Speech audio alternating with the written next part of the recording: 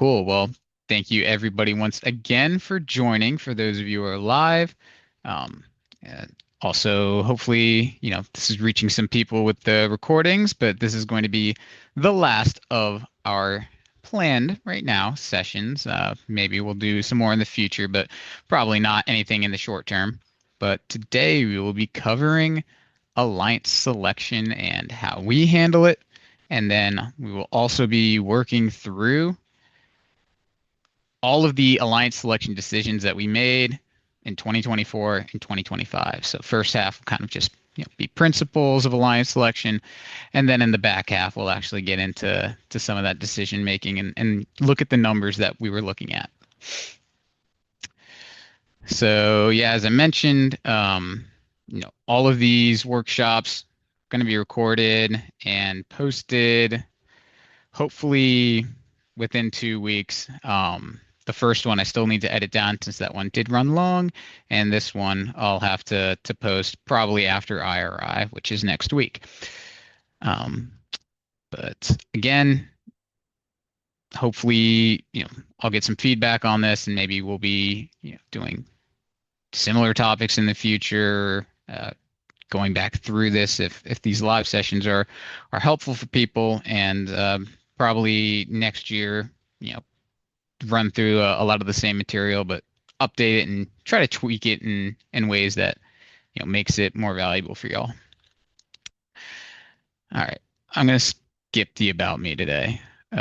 If you're watching the recording, go watch one of the other ones if you really care about that. Sweet. All right, let's just jump in. As I said, we're going to start with principles and our alliance selection process. So similar to all of the other sessions, the first thing you really need to do before jumping into an alliance selection is set your goal, right? Most teams, at first they think, oh yeah, I want to win the event, but that's not really what the goal in their mind is based on the goals they set at the beginning of the season, right? Goal first is qualify for DCMP, qualify for Worlds, win an elims match, anything like that, right? So, initial gut reaction is to think big, but you really need to kind of evaluate how your own team stacks up with the rest of the event. Use your scouting data, whatnot. Understand, hey, should we really be swinging, to win this thing, or should we think smarter, right? Because this is going to guide every decision you make in alliance selection, right? If you're looking to lock up district points, you're not going to want to take as many risks. If you're looking to win the event, maybe then you do go for that risky pick. And sometimes, like us in our division this year, we wanted to just make finals because we saw winning that division as a very, very difficult task once the ranks kind of shook out the way they did. So kind of just a fun little question here, just a hypothetical, right? For the people who are in here, which would you rather have on the left or on the right? Or on the left, you're making a safe pick. You only have like a 10% chance of winning the event, but you're probably making it into Worlds. Whereas on the right, it's a bit more of a toss-up. You're giving yourself a much better shot at taking home the banner, but you're really chopping those odds of going to Worlds down. So for the people in the chat, which would you prefer? First one for sure. Yes, Jonathan. I think that's probably the smart, and especially for us moving forward, how we're gonna prioritize things. Anyone, really feeling the second one? Yeah, James P probably would do that. And I will say, yeah, a lot of teams, might not have champs in their budget, and they're totally fine not going even if they qualify. So maybe that second one is your goal. And it's totally reasonable. Champs is a difficult task to plan for sure. So, um, those kinds of goals are what you got to figure out before you even start to think about how you want to make your decisions. Also, before you really jump into decision making, you want to verify your data, right? And you're not going to have perfect data, but you want it to be like mostly accurate. Okay. Something we like to do is talk to other teams, ask for data trades. More people are willing to do that than you think. Right? If you're not in any kind of scouting coalition, just go talk to teams that you have decent relationships with and just say, hey, I'll send you our scouting data if you send us yours. And then you can kind of just cross-reference your numbers, kind of make sure that things make sense. Another thing we do that I talked about a little bit in our Google Sheets sessions is we pull in data from the TBA API and just validate that our numbers are ballpark correct. So you can see like, yeah, we're shooting about 91, 92% accuracy in whatever this event. This is probably district champs. It's just a good idea to make sure those numbers are all checking out.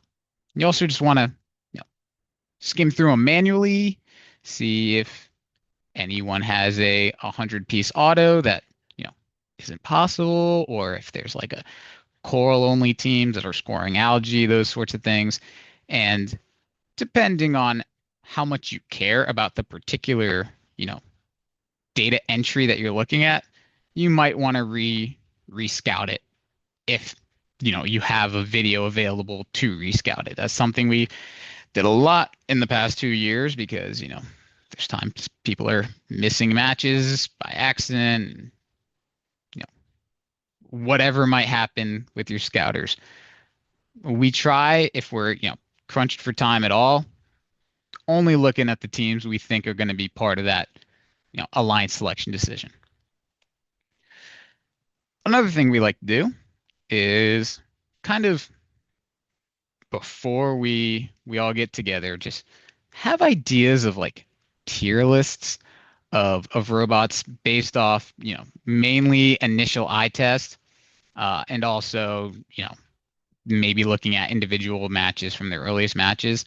That way, as you get into your alliance selection pre-meeting, you're not just starting completely from scratch. You have a jumping off point, and that in combination with the data can be a really great place to start. All right, so let's actually get into the meat of this pick list night. So how do we handle it? And great image down here.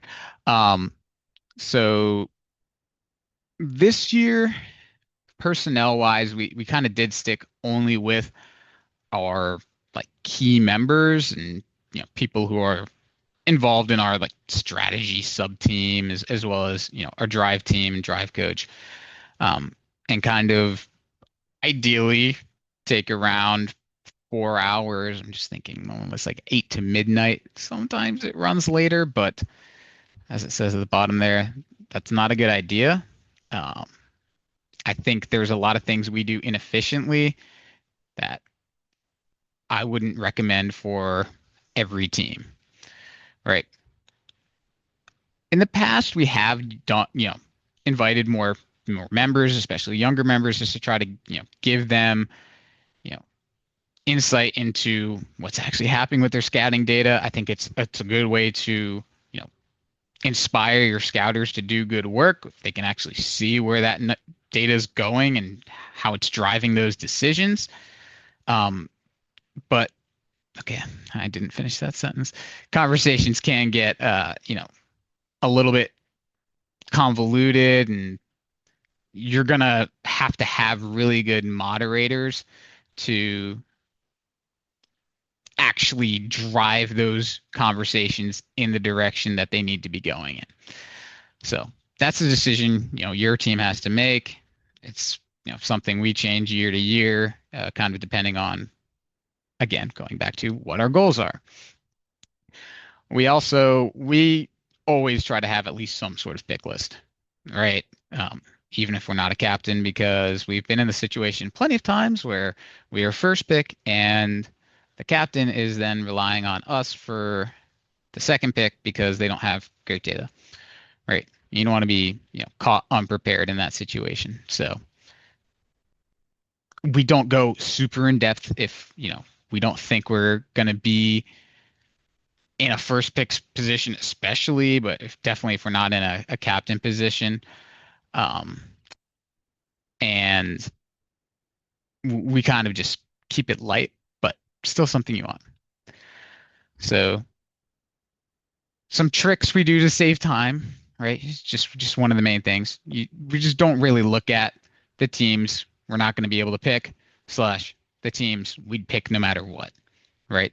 So if there's teams who are locked in ranking above you in terms of pick listing, we don't care. Now, there might be some match strategy things that you want to go back and watch those teams and see, you know, how can we beat them, or if it's a team you possibly want to decline, um, then you would also want to, have an understanding of where they stack up with the teams you might be able to pick in the event you do decline.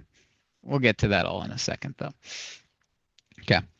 So before you put any teams in order, you got to know yourself. All right. And this is something that our team can definitely be better at. All right. You have to look at what is the ideal role that your team will play in elims, right? And ideally you're leaning into your advantages. I think we talked about this in the match strategy session a little bit, but you want to be doing what you are best at. So you want to assemble an alliance that highlights that skill. Now, if your first pick is significantly better than you might want to build around them, right? But the idea is you need to build a comprehensive alliance. So to do that, you need to know where you want to be, right? And once you've done that, then you can actually get into the rankings, right?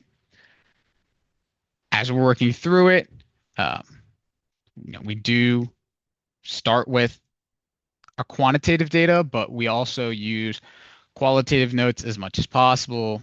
Um, you know, what we've actually gathered watching the matches uh, that can't be explained in the data. We try to, use that in our discussions more so than just talking about numbers. Another thing we did a lot of this year, and I'm only going to recommend this if you're not incredibly confident in your qualitative notes, and if you're like undermanned in terms of strategy manpower. But we watched a lot of match videos, especially at district champs, on the night before alliance selection, right? One thing we like to do, go to a hotel room and just get some videos on the screen. That way we can all kind of watch it together, and everyone's kind of forming their opinions on, you know, at least eye test wise, where teams stack up against each other, and also looking for, are there weaknesses in this team's play? We're timing cycles, trying to, you know, see if there's teams with kind of like peaky performances. So they have really quick cycles and then do nothing for 30 seconds, really quick cycles, do nothing for 30 seconds. We do find that having the group watching matches helps with that. But ideally, that can all be explained with qualitative scouting. And the last thing, kind of the outcome for pick list night for every event other than champs, is what we're not creating a hard dead set pick list that is not going to change before alliance selection, right? We create pick list, but a soft one where we have certain teams that we want to watch very closely in the qual matches before eliminations. and before alliance selection. And as I said, important, get sleep. Try not to go past certainly midnight. Uh, Ideally, you'd be getting going earlier. All right. So that's kind of in general how we handle pickless night. Now let's get into how we actually make the pick list, how we decide between teams. So the principle that we really made a lot of decisions on in the past 2 years was, remember, the goal of alliance selection is to give you the best chance of winning or reaching your goal. Our goal just happened to be winning, right? It's not to form just the best alliance, right?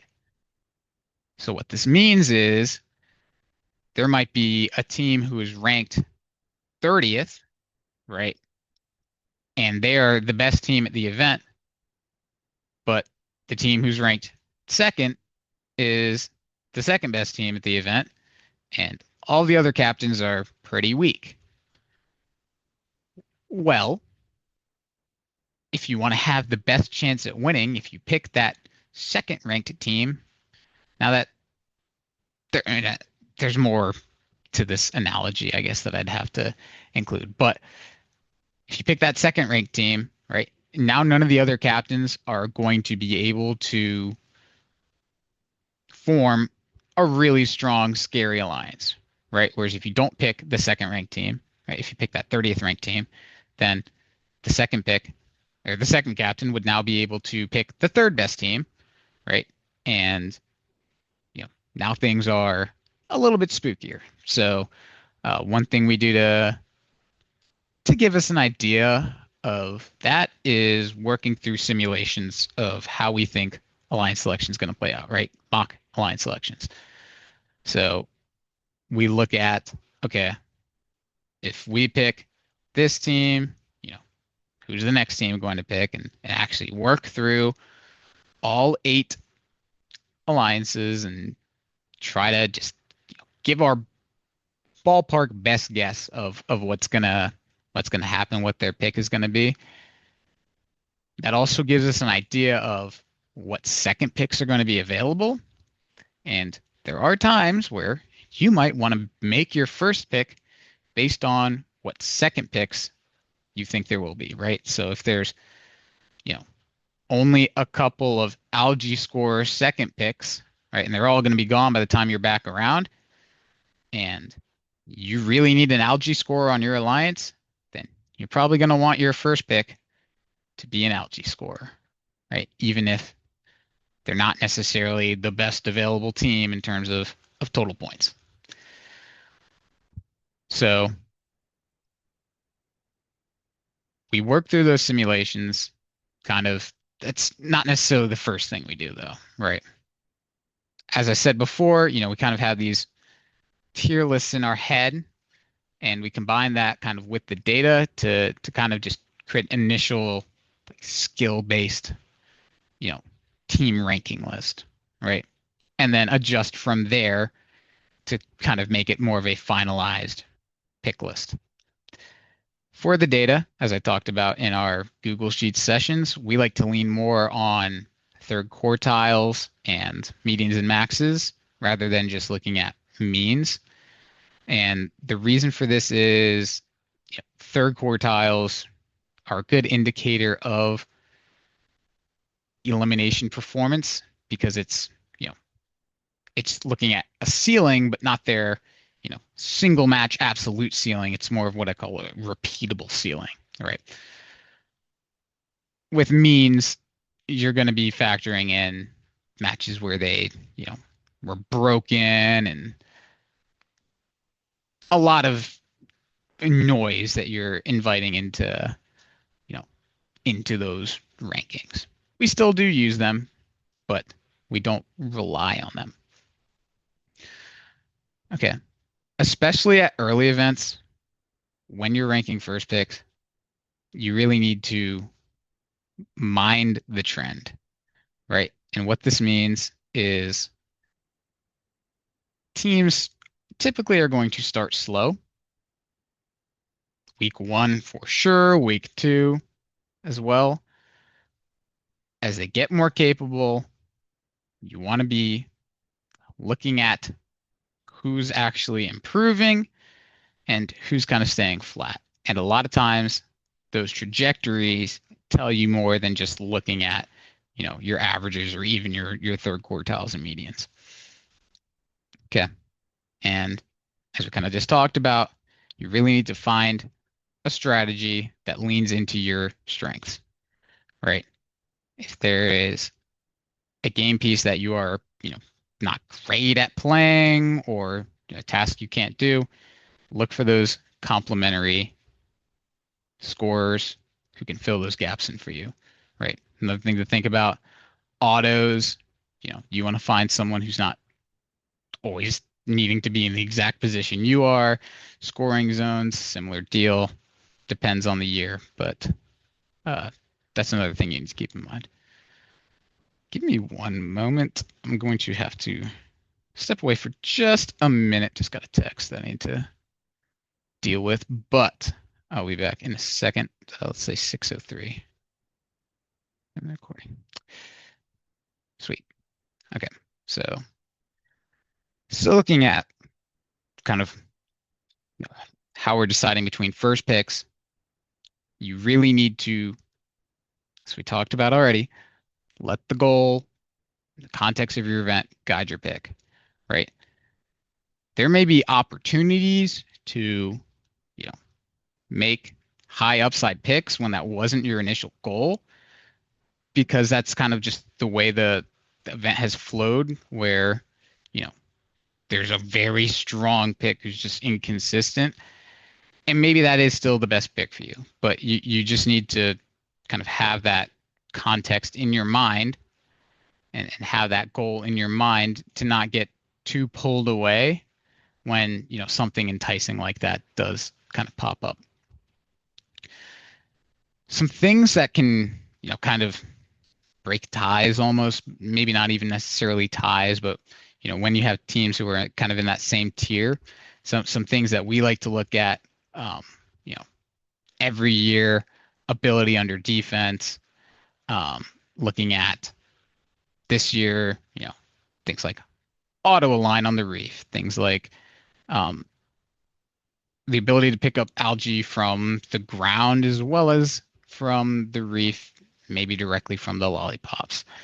Uh, you know, looking at how well they place on L1, since a lot of teams struggled with that. Looking at how well they place in the net, especially at the highest level, since a lot of teams struggled at scoring in a full net.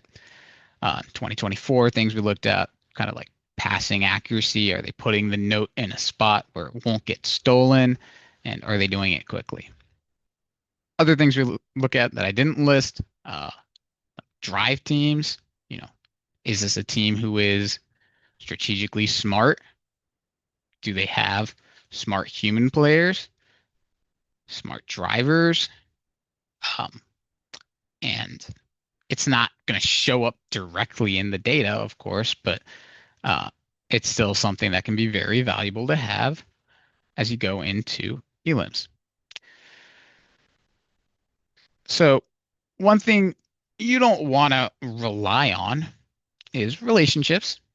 Like, you don't want to pick purely based off relationships, but they do have some value, right? You think in your head, okay, friend pick bad. It's not always entirely true, right? Teams you work well with, right? They're going to, if it's a team who, is going to listen to you and to actually, have a strategic environment that you are going to work well in, that's going to be better than someone who, is a little more stubborn or maybe yells a little bit and they upset your drive team. Those things aren't going to be the main driver between, how we rank teams, but it is something that absolutely you should be valuing as you move in to Elam's. And the last thing is don't stress on name value itself.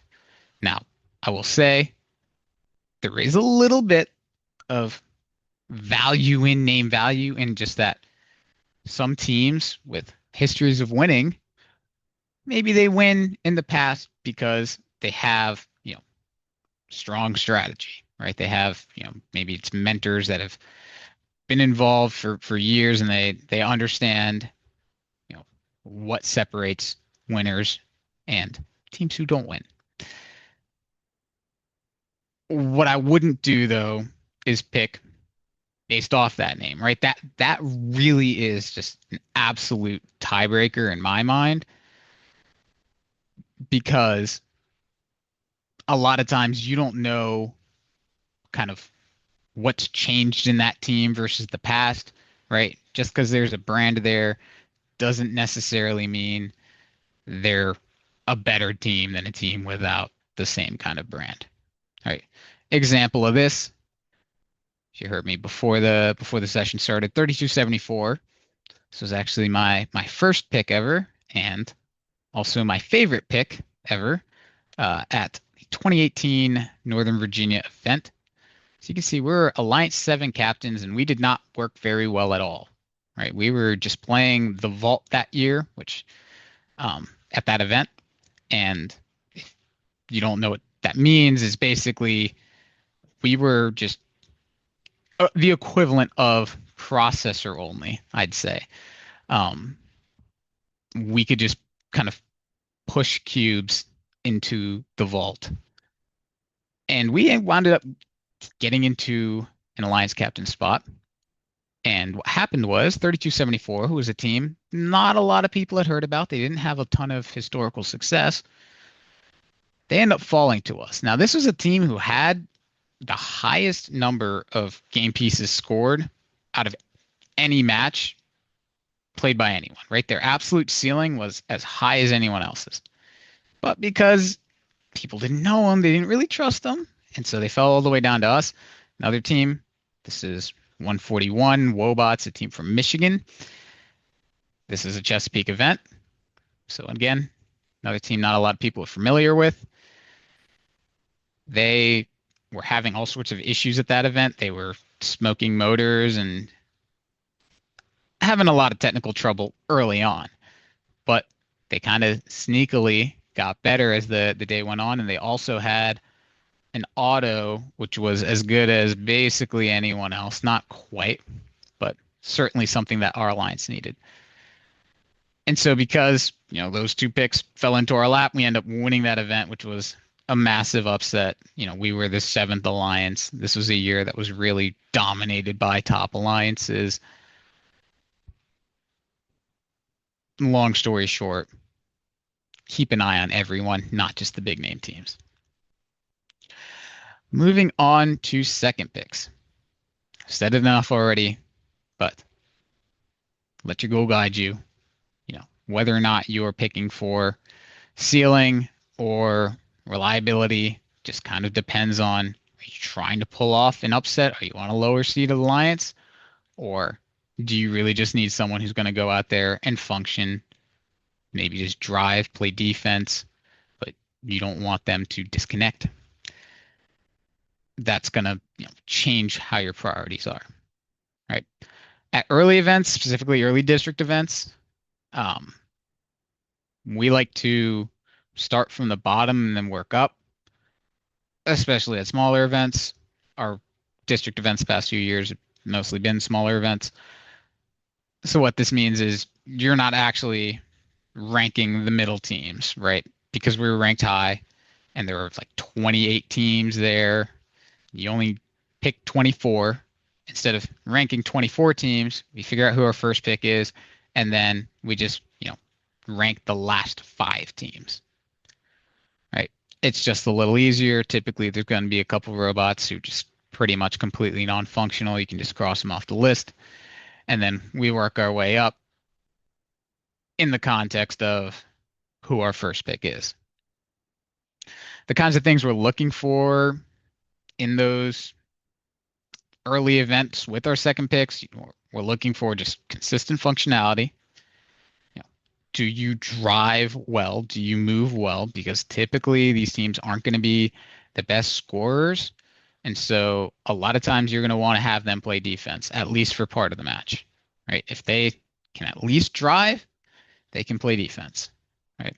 And another thing you need to be watching for is you don't want to make a pick that's going to pick up a ton of fouls and cost you a match that you should have won, or make a pick that is going to disrupt your strategy, right? If they can't play defense for some reason, you don't want them getting in the way of you, right?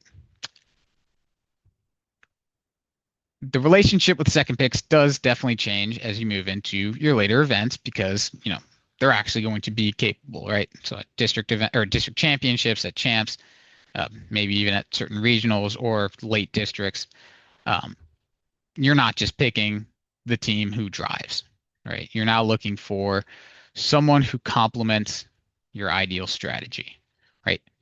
If you don't know who your first pick is going to be, something that we've done in the past, don't always do, but done in the past is make multiple lists, right? So, for example, this year, if you weren't sure if your first pick was going to be able to score algae, then you might want to have a separate list of algae bots. You might want to have separate lists for who actually can climb and everybody if you don't need another climber, right? Depending on the game, like 2019, it was typically difficult for multiple teams to climb, so you only needed one. So maybe you need two lists for that, right? And typically with second picks, you know, we really want them to be compatible more than strong, right? So we value compatible autos, compatible end games heavier than we normally typically would. Right. And moving on to like third picks specifically, because this is only going to really happen at champs. If you picked a high risk second pick, you probably want a more consistent performing third pick. And we'll take a look at this was a principle we used this year at champs when we were making our pick. But you want to have something you can fall back on in case, when you're swinging for the fences, you're whiffing a lot, right? You need to have something that can consistently put up a solid number of points. That way, you can advance to the point where you need that high risk second pick. Something we used more at champs last year was, and also this year, but giving your alliance strategic options. And so what I mean by this is, you basically run a different strategy with your first pick and your second pick, right? And depending on the game, if it's a game like 2018 or 2024, you might be able to catch an alliance off guard by, subbing in a third pick and, they're not sure what you're going to do. And you basically run, some type of strategy that counters the strategy that alliance is running. Right. So like, for example, last year, we picked 1076, who was a good cleanup bot. And we had our first pick pivot, 27. We'll look at all this. Had our first pick pivot, and they switched to a passing role, and that kind of opened things up for our alliance, theoretically, to be able to have that flexibility, right? We weren't stressed about being locked into a single strategy given, as each robot wasn't locked into a single role given the strategy you're running. Right. And similar, you can also look for teams who kind of play that primary scorer role depending on the game to fill in for your first pick or captain when they break. All right. And so this is something like 2023, we weren't the captain then, but our third pick was um, Pascack Pioneers, 1676. They were a really good scorer, but didn't have as much compatibility with the captain and the first pick. And so because of that, you know, we didn't play them off the rip, but if someone had broken, they could step right into that role and we wouldn't be, completely screwed. So that's kind of the way we decide between teams. So after we've, done all of our pick listing the night before, as I talked about, we really keep a close eye on the last matches before alliance selection, right? Those are going to have the most information on how a team is going to perform in eliminations. The things we're watching for, we're looking for, especially with second picks, robots that break, right? And something we started doing this year was we talk to those teams, we offer, how can we help you guys? And another thing we're doing as we're helping them is, figuring out, is this something that is going to be an issue come elims, right? So we're getting information, they're getting help, it's a win-win, right? Another thing we're watching for is robots with very improved functionality, whether it be, they added on a part or they fixed a part, they fixed something software-wise. You want to be watching for those big spikes that you hadn't accounted for, because sometimes those can lead to massive shifts in your pick list. And the last thing is robots that are, showcasing those like second pick complementary abilities, whether it's defense or passing, whatever it may be. You want to keep track of who's actually doing well at those, especially day two. When some of those teams realize they're not going to be captains, they're going to be more willing to show those off. Another thing, kind of cheeky, and not necessarily something that's easy to do, but we do kind of just try to keep an eye on the practice field. See if teams are fixing things that were previously broken. For example, 449's climb this year at district champs, we saw it was much improved after watching it on the practice field, right? And you can also see, strategies that teams are testing out. All right, don't stalk them. Don't like hawk the practice field. Respect their space and whatnot. But it can just give you an ounce of information more if you have the manpower available to actually watch for it. Okay, another thing, be sure to give plenty of time before alliance selection to make your pick list. This is something we are guilty of not doing, okay, at pretty much every event this year other than the champs. We were very frantically scrambling to decide and finalize, who our first pick was going to be. Ideally, that's not going to be the case. So gather whoever you need to gather to make those final decisions early. If there's still matches going on, you can take breaks from your discussion and watch those matches together, but try not to rush and leave everything to the last second.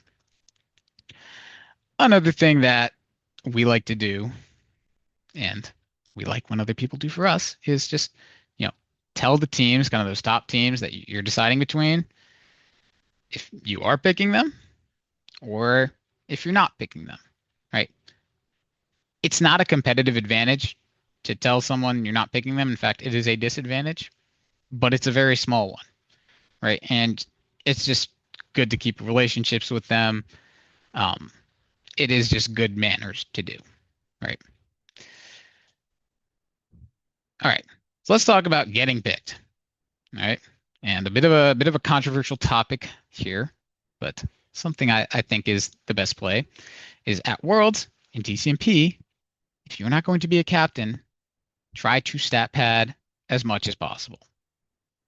And what do I mean by this is advocate for yourself to play the easiest role to get your average numbers up as much as possible, right? So this year that could mean, you know, not playing the processor if that's something you're slow at, not playing defense if that's not a role you think you'll be playing in elims.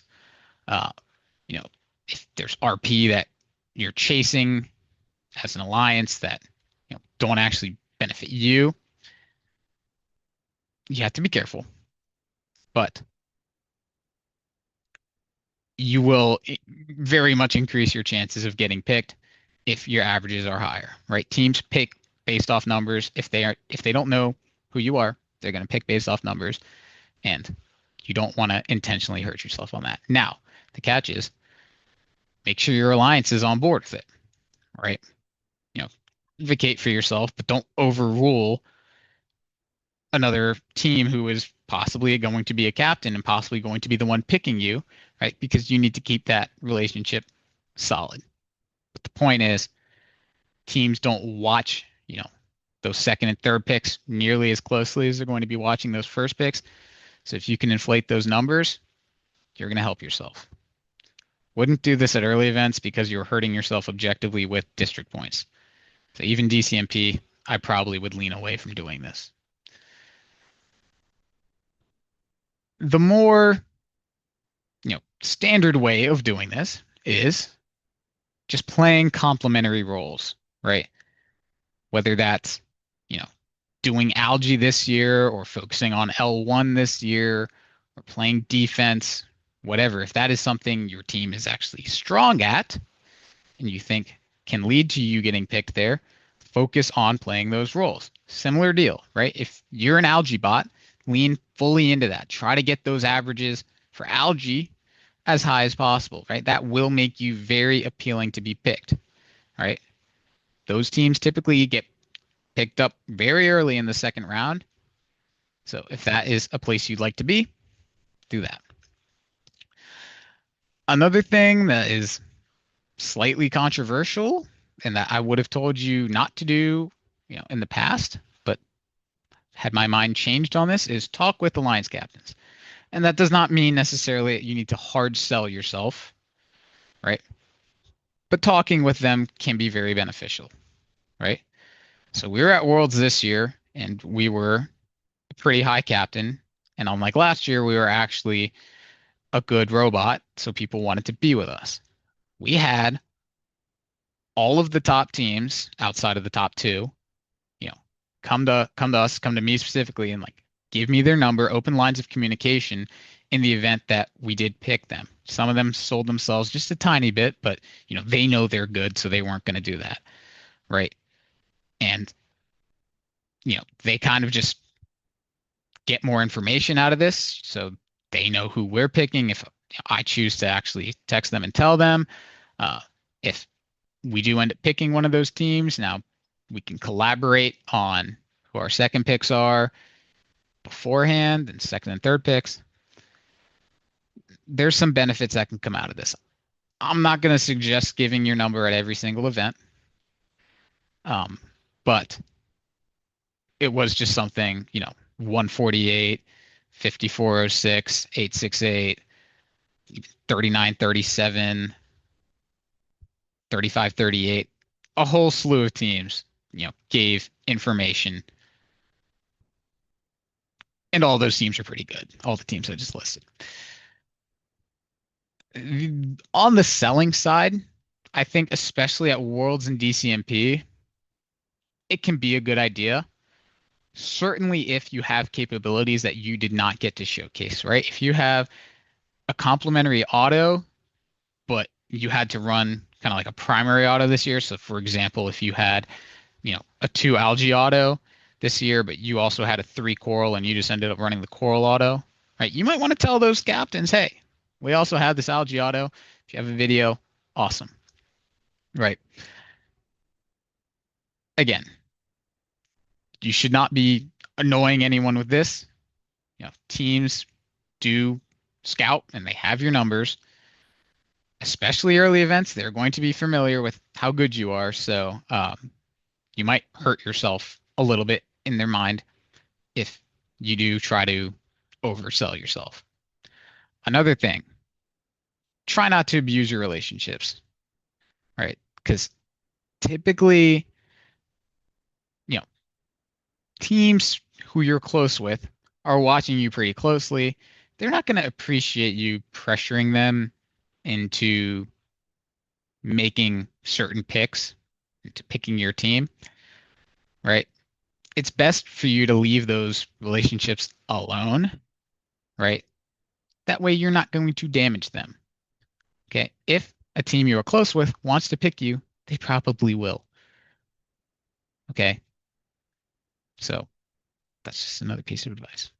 And as I talked about before, have your own scouting data ready in case you're a first pick and you need to help make a second pick. All right. Moving on to accepting, declining, and scorching. So this is a rule of thumb that you don't necessarily have to follow if you have an absolute I want to win the event or nothing else type of rule.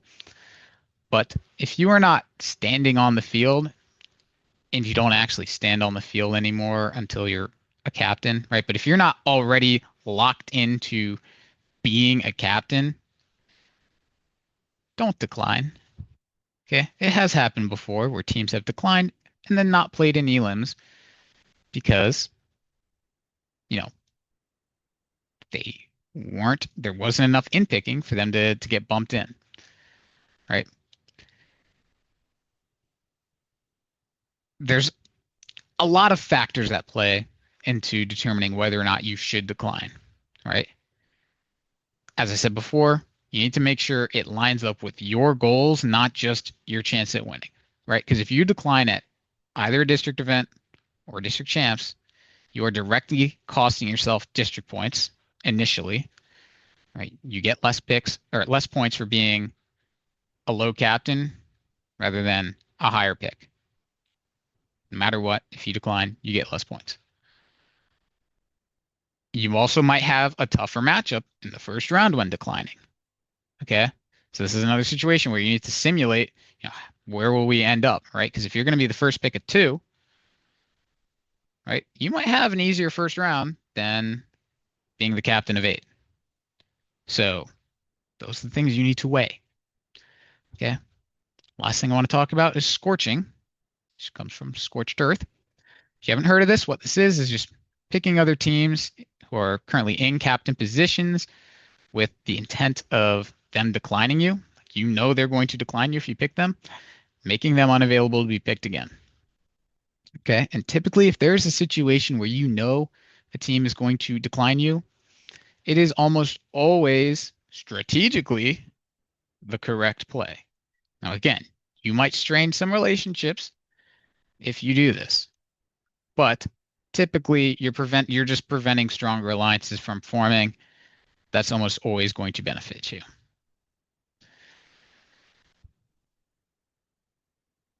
Okay. I think this is our last slide before we kind of get into our breakdown of our picks. But when you're on the clock, small thing, it's gratefully, it's not graciously. Graciously means kindly. You wouldn't say we kindly accept. No. No, you gratefully accept. It just bothers me. But anyways, mind your time, okay? Don't get skipped. All right. That can cost you an event. There's almost no reason to ever be, taking that much extra time when you're on the clock to the point where you're, running out of time and you're not making whatever they call a good effort to, approach the microphone. Okay. Always have at least someone, you have multiple people on the field now, have someone with their eye on the clock to make sure that does not happen. Okay. Another thing, you should be paying careful attention to who has been previously selected. Okay. We have a Google sheet now, which, has conditional formatting. If a team gets picked, we just type it in, it crosses them off the pick list. In the past, we've just used paper as well. But you don't want to be caught in a situation where you thought a team was available and they weren't, and now you have to scramble for another pick, especially with this clock. So try to stay on top of that. You have multiple people now. There's really not a great excuse for picking a team who's already picked. Kind of as you're going along, there's beyond just crossing off your pick list, you should be checking the first alliance we're facing. Is there any kind of direct weakness they have? If it lines up with our goals, we really want to win that first match so we get a really good shot at those district points. Do they have some kind of weakness? Is there a robot that we can steal from them that they're really looking to have? Right? Because whoever you don't pick, they're going to be able to pick, right? So obviously, this is a very secondary thing, but if there's something glaringly obvious that can directly help you win that match, do it. With that kind of not letting, teams slide to other captains, right? Beyond just weaknesses, you don't want to let game-breaking alliances form, right? If there's only one good algae bot left and the top alliance, the alliance that's your biggest threat towards achieving your goal, really needs an algae bot, it might just be in your best interest to take the algae bot, even if it's not the biggest need of yours. Now, if it doesn't fit your strategy at all, you can't do it. All right. But if it is something that fits your strategy, understand that that might be the way to best increase your odds of achieving your goal. Now, again, you really need to balance everything there. But and typically that's not how you're going to want to make your pick. It's just something to keep on your mind and something really you should be focusing more on as you're working through your mock drafts the night before. Okay. And another thing we like to do is just make sure your first pick, and if there's a third pick, make sure your second pick is on board with who you're picking. Correct? You don't want to have a situation where your first pick really did not want your second pick, and all of a sudden there's awkwardness in your strategy meetings. All right. So just make sure you're keeping the alliance in mind and not just your team in mind. Okay. All right. Before we get into the selection history, let me read through chat. But are there any questions on any of the topics I just covered, or anything else? We'll have time for miscellaneous questions at the end. But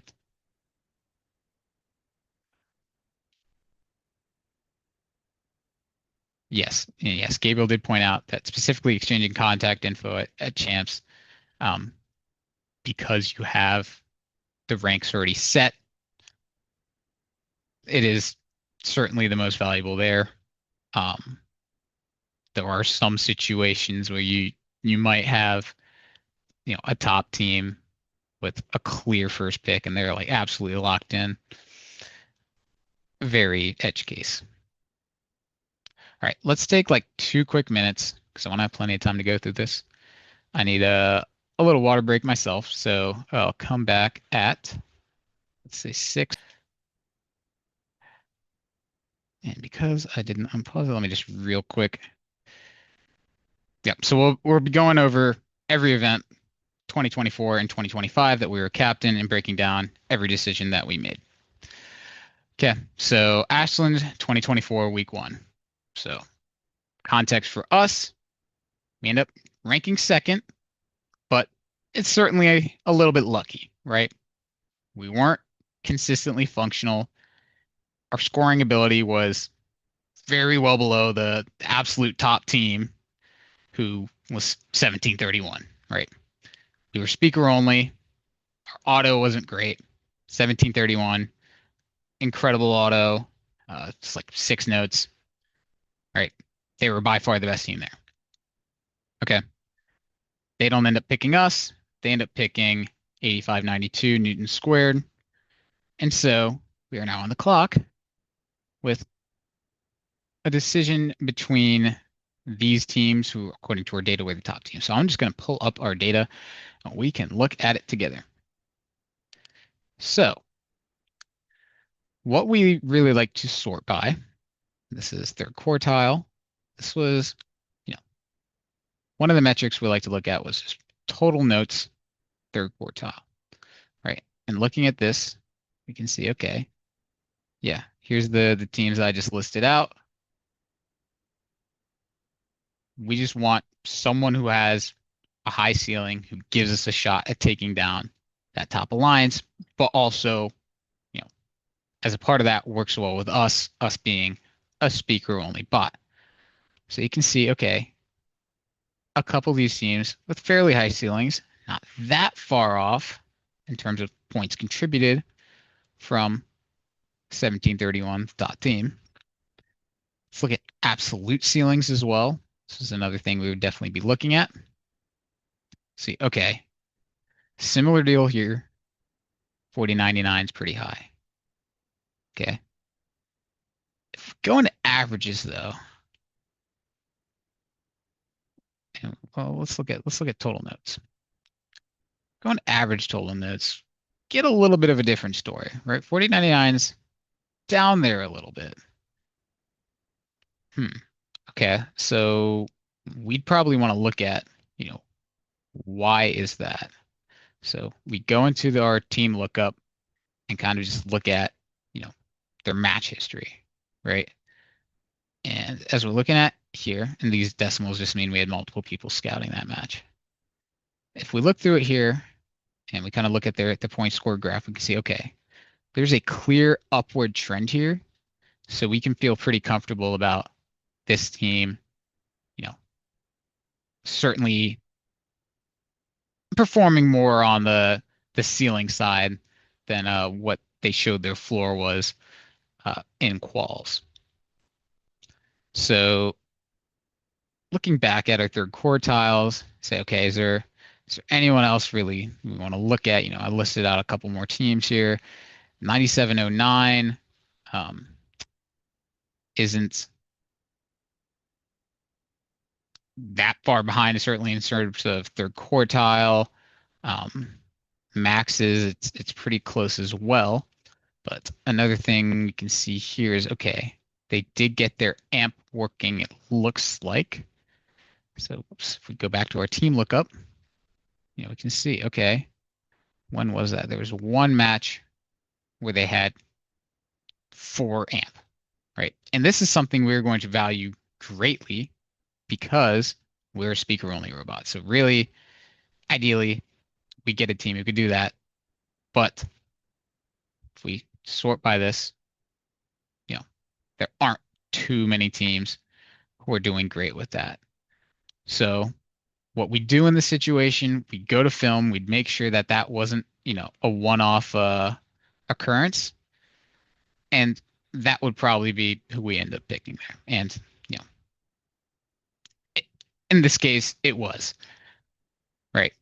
So the reason we picked them was for that high upside. They had that upward trend in day 2, which really we were looking for since our goal was to win the event. We wanted to have a chance. So having that we felt was the best value. All right. For our second pick, this was, not the deepest event. 339 is Kilroy. They were, a capable defender. They had a climb, as you can see here, which was only a couple extra bonus points in 2024, but still a couple points that, some other teams wouldn't give us. They were good for a couple amp cycles, but ideally, we wouldn't have them taking up too much space at the loader station. This ends up getting finals. We aren't able to end up pulling off the upset, but all in all, I think this was just about the best we could have done, given the circumstances. All right. I don't think that was the most interesting one. I think where some things start to get interesting. It's Portsmouth, which was the week 2 competition in 2024. At this event, we are top seeded. Okay. Still at this point, speaker only. Auto is okay. And this event is a very small event. All right. So in terms of second picks, there's not many options. I think like this was what FRC classifies as a small event because there were less than 25 teams. So there were only 7 alliances and elims. Right. There were 2 real teams that we were picking between. Right. 2363 was ranked 2.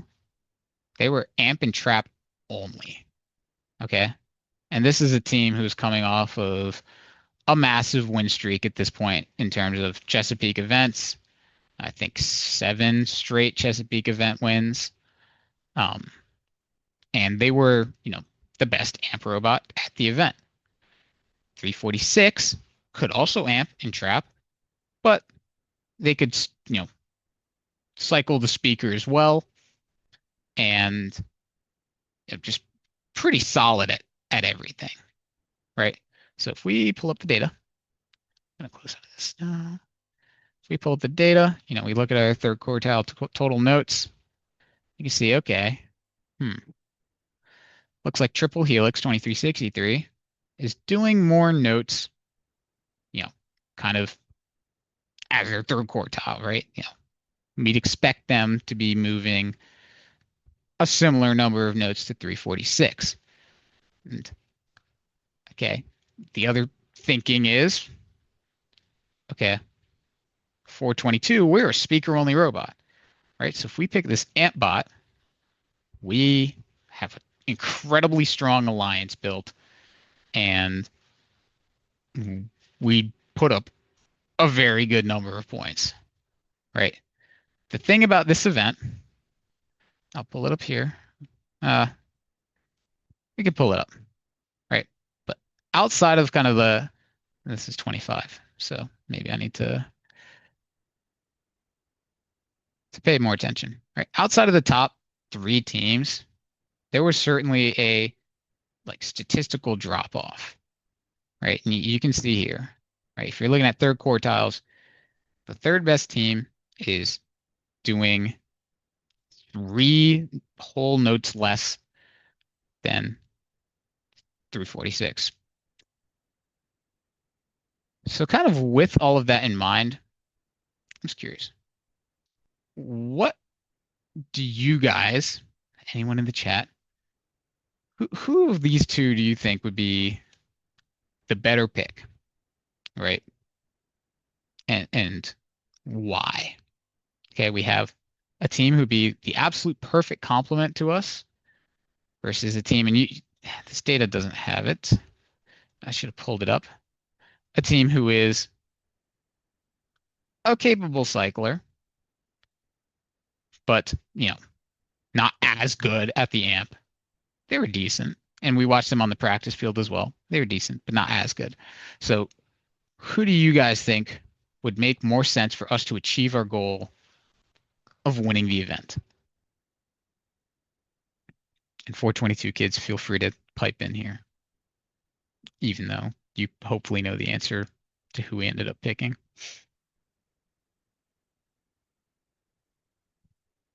Okay, 346 because they're still sort of complement us, but still good at everything else as well.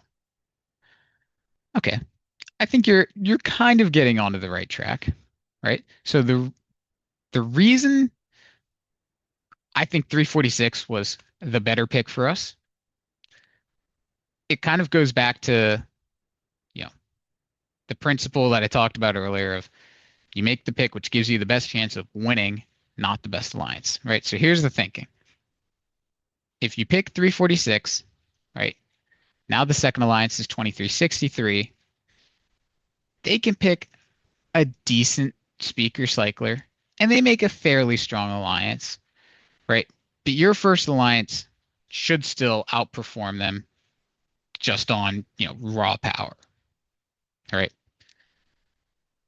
If one of your robots breaks, even in finals, you still have a chance, right? It's specifically 422 breaks, right? 346 is still a very good cycler of both the speaker and the amp. And the way points work with, you know, amplified cycles, being able to do both, you're going to put up more points than just being able to do one or the other, right? We picked 2363. That leaves 346 as second captain. Now, if we break, right, 2363, they can only do amp cycles. They can only score one note at a time, or 1 point at a time. We're going to struggle to keep pace with any of the other alliances in the event that that happens, right? If we're both functional, sure, we're scoring more points than maybe us and 346 would, but us and 346 still beats every other alliance, right? So it doesn't matter who's scoring more points, right?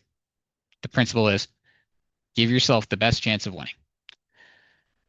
Okay, second pick there was 3359 again. Small event, so we didn't have a lot of options, but this was a team that we, worked with and, we enjoyed working with. They actually listened to us.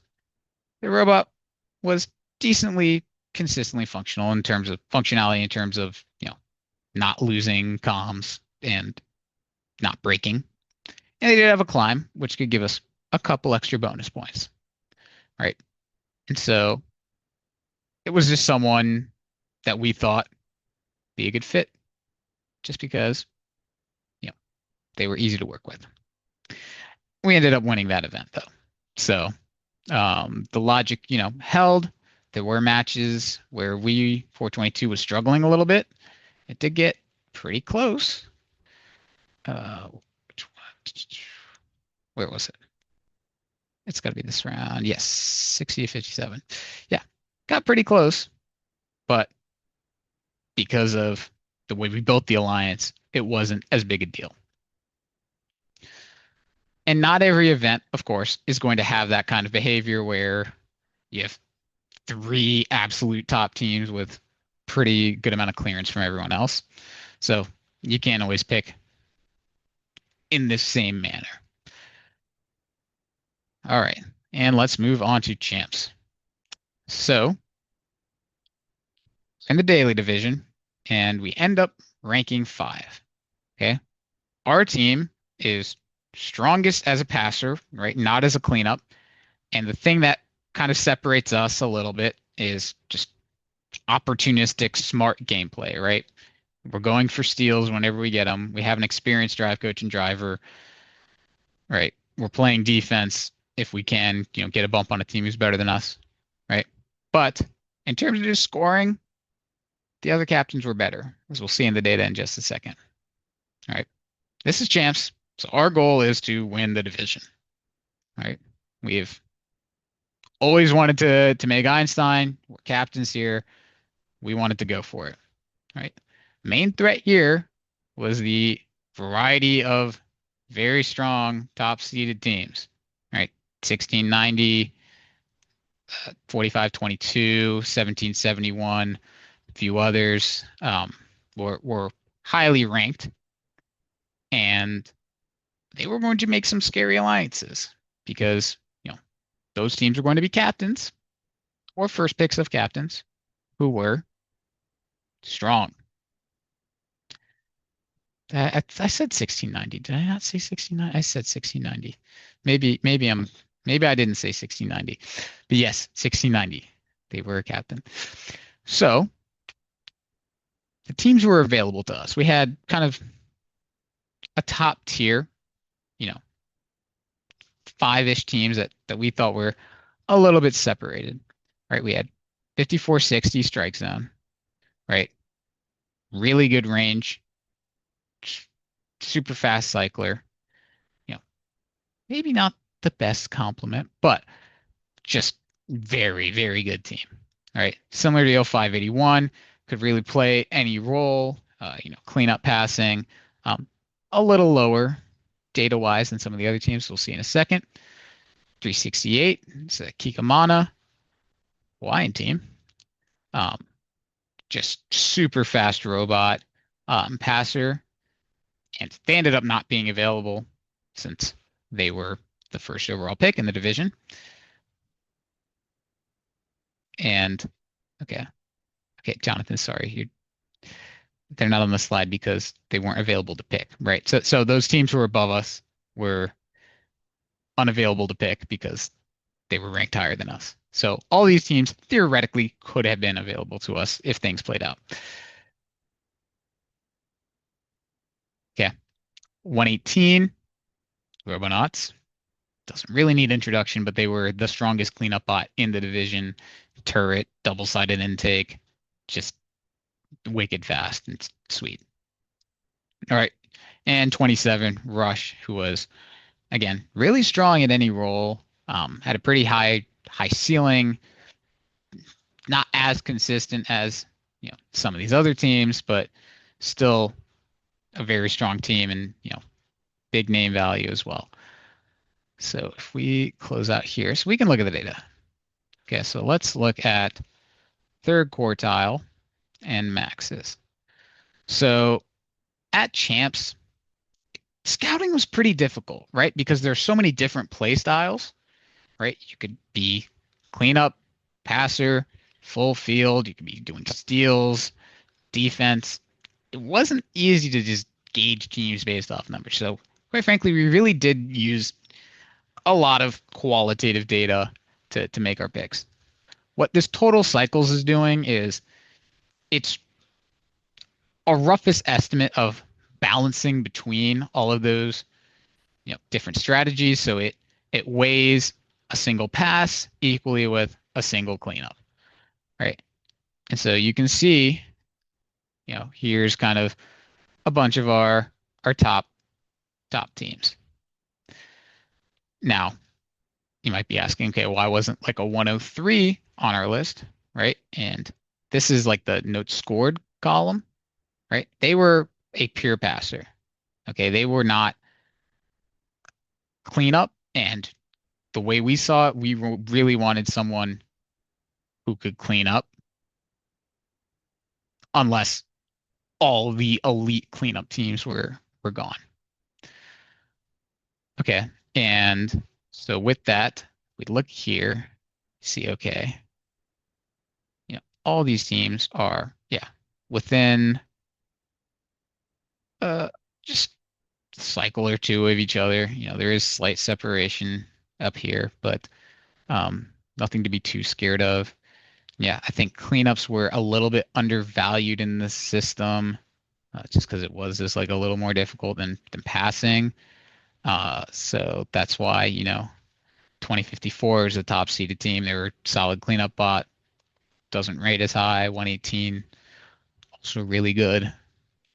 Didn't rate as high in the total cycles. We kind of just understood that. All right. And if you look at the way alliance selection played out, right? Here's one of the teams we mentioned. They got scooped up. Here's another one. They got scooped up. Okay, so we already have two of those teams just off the board, right? So we can't pick them. Can't pick them.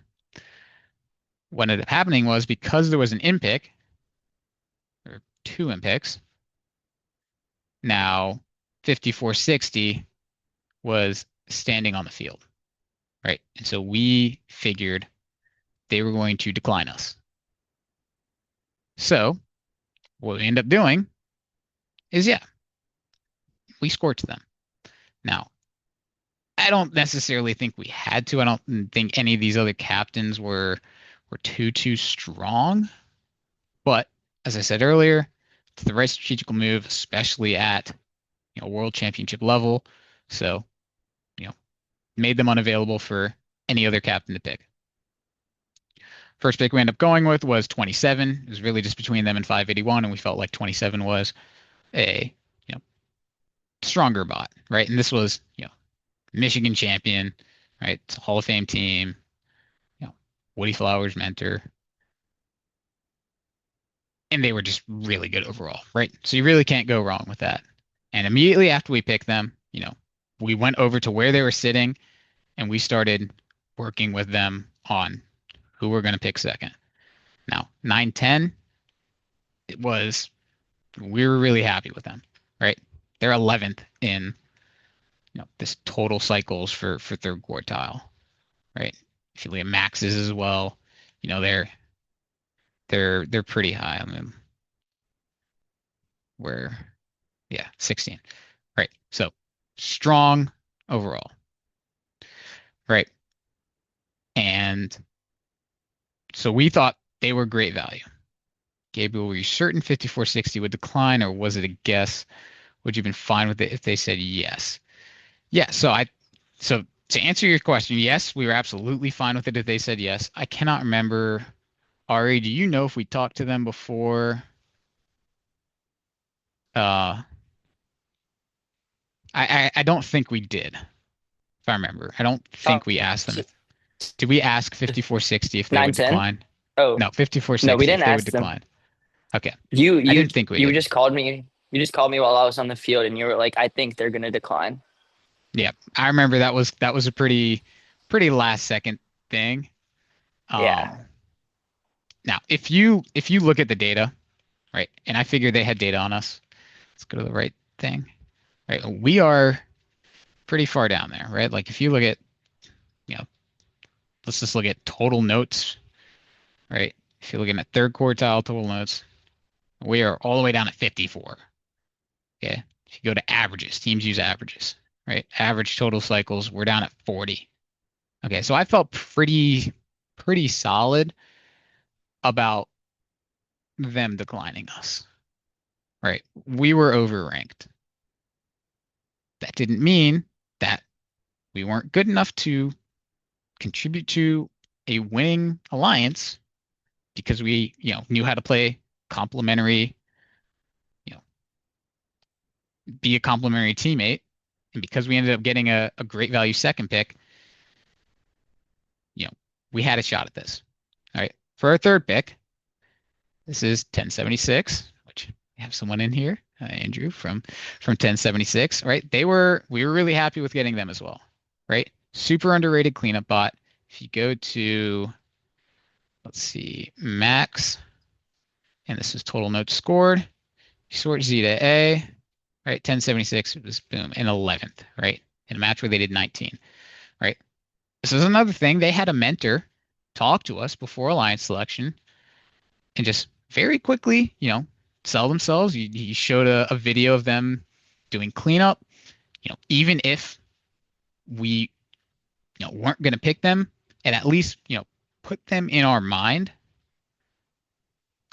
to be someone we took another look at, right?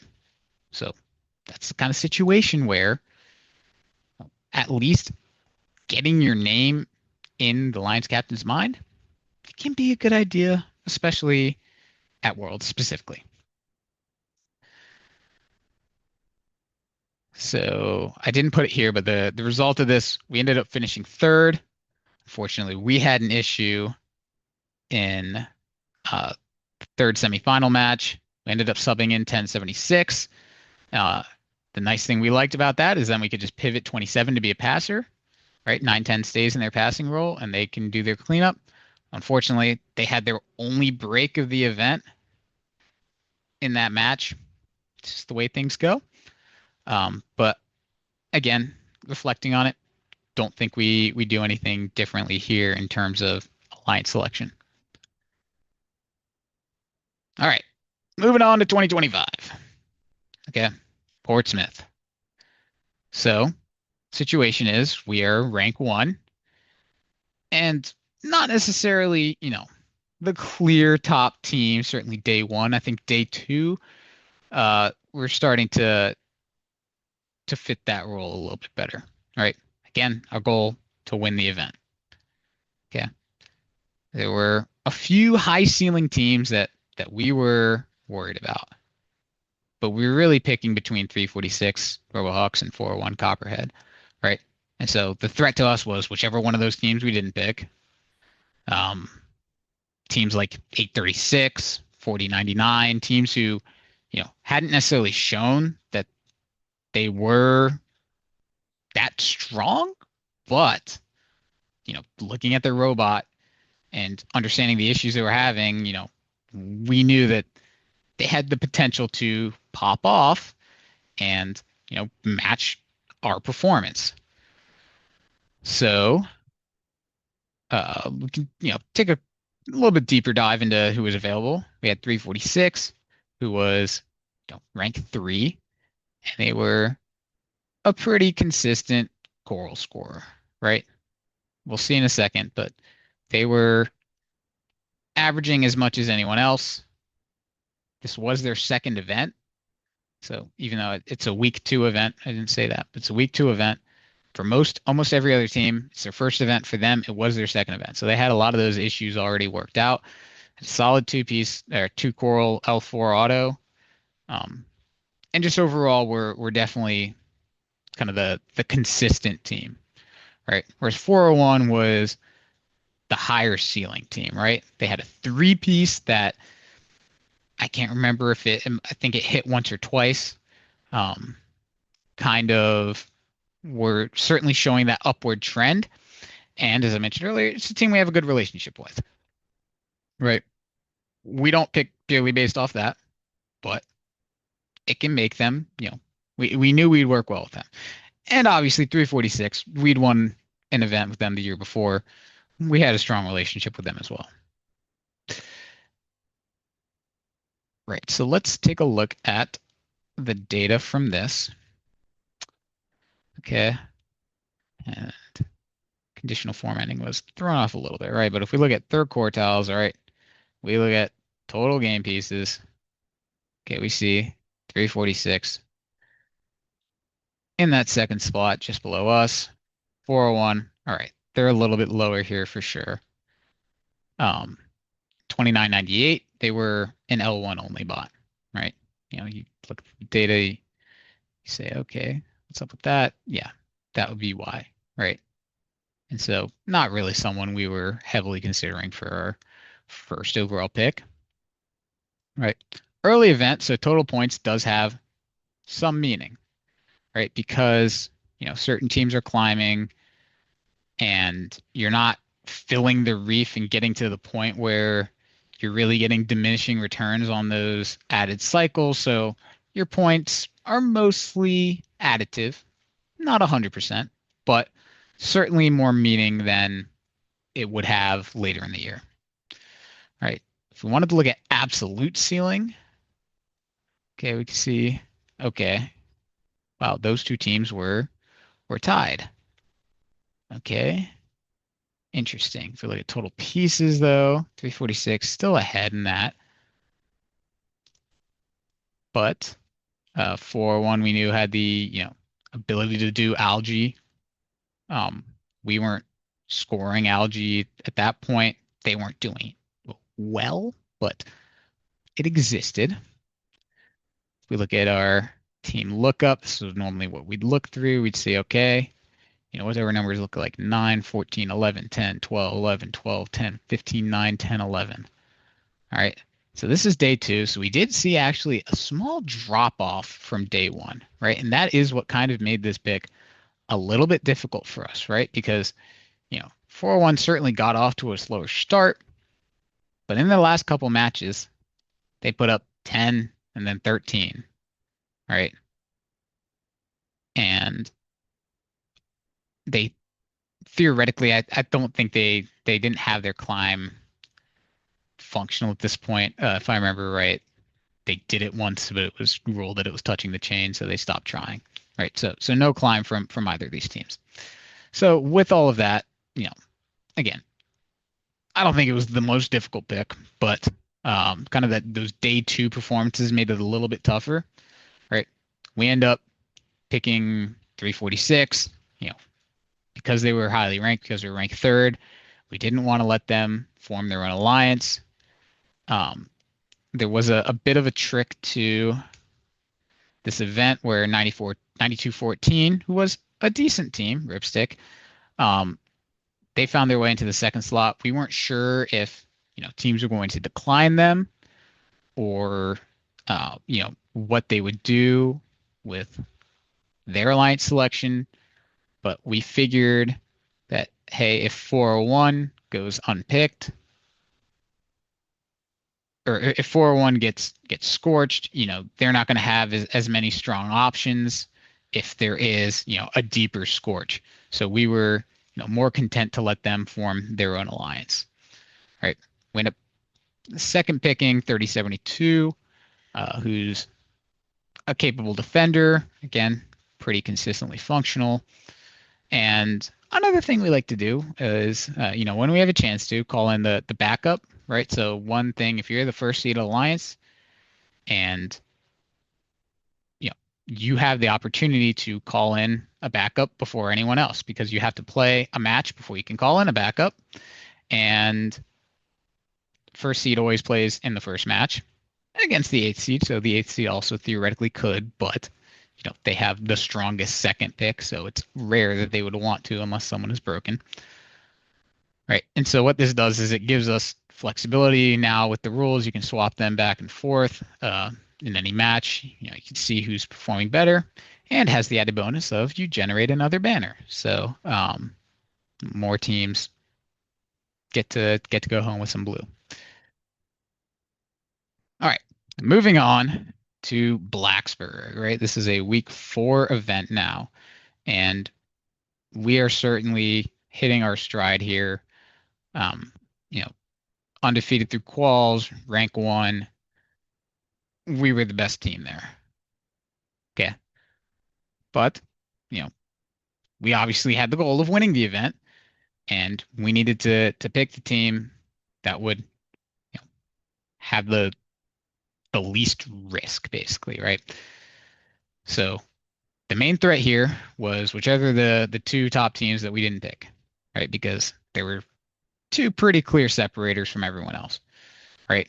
Rank 2 was 8592 Newton squared. They had more capabilities for sure, right? They had a deep climb, though it wasn't the fastest or most consistent. They had the ability to do net algae.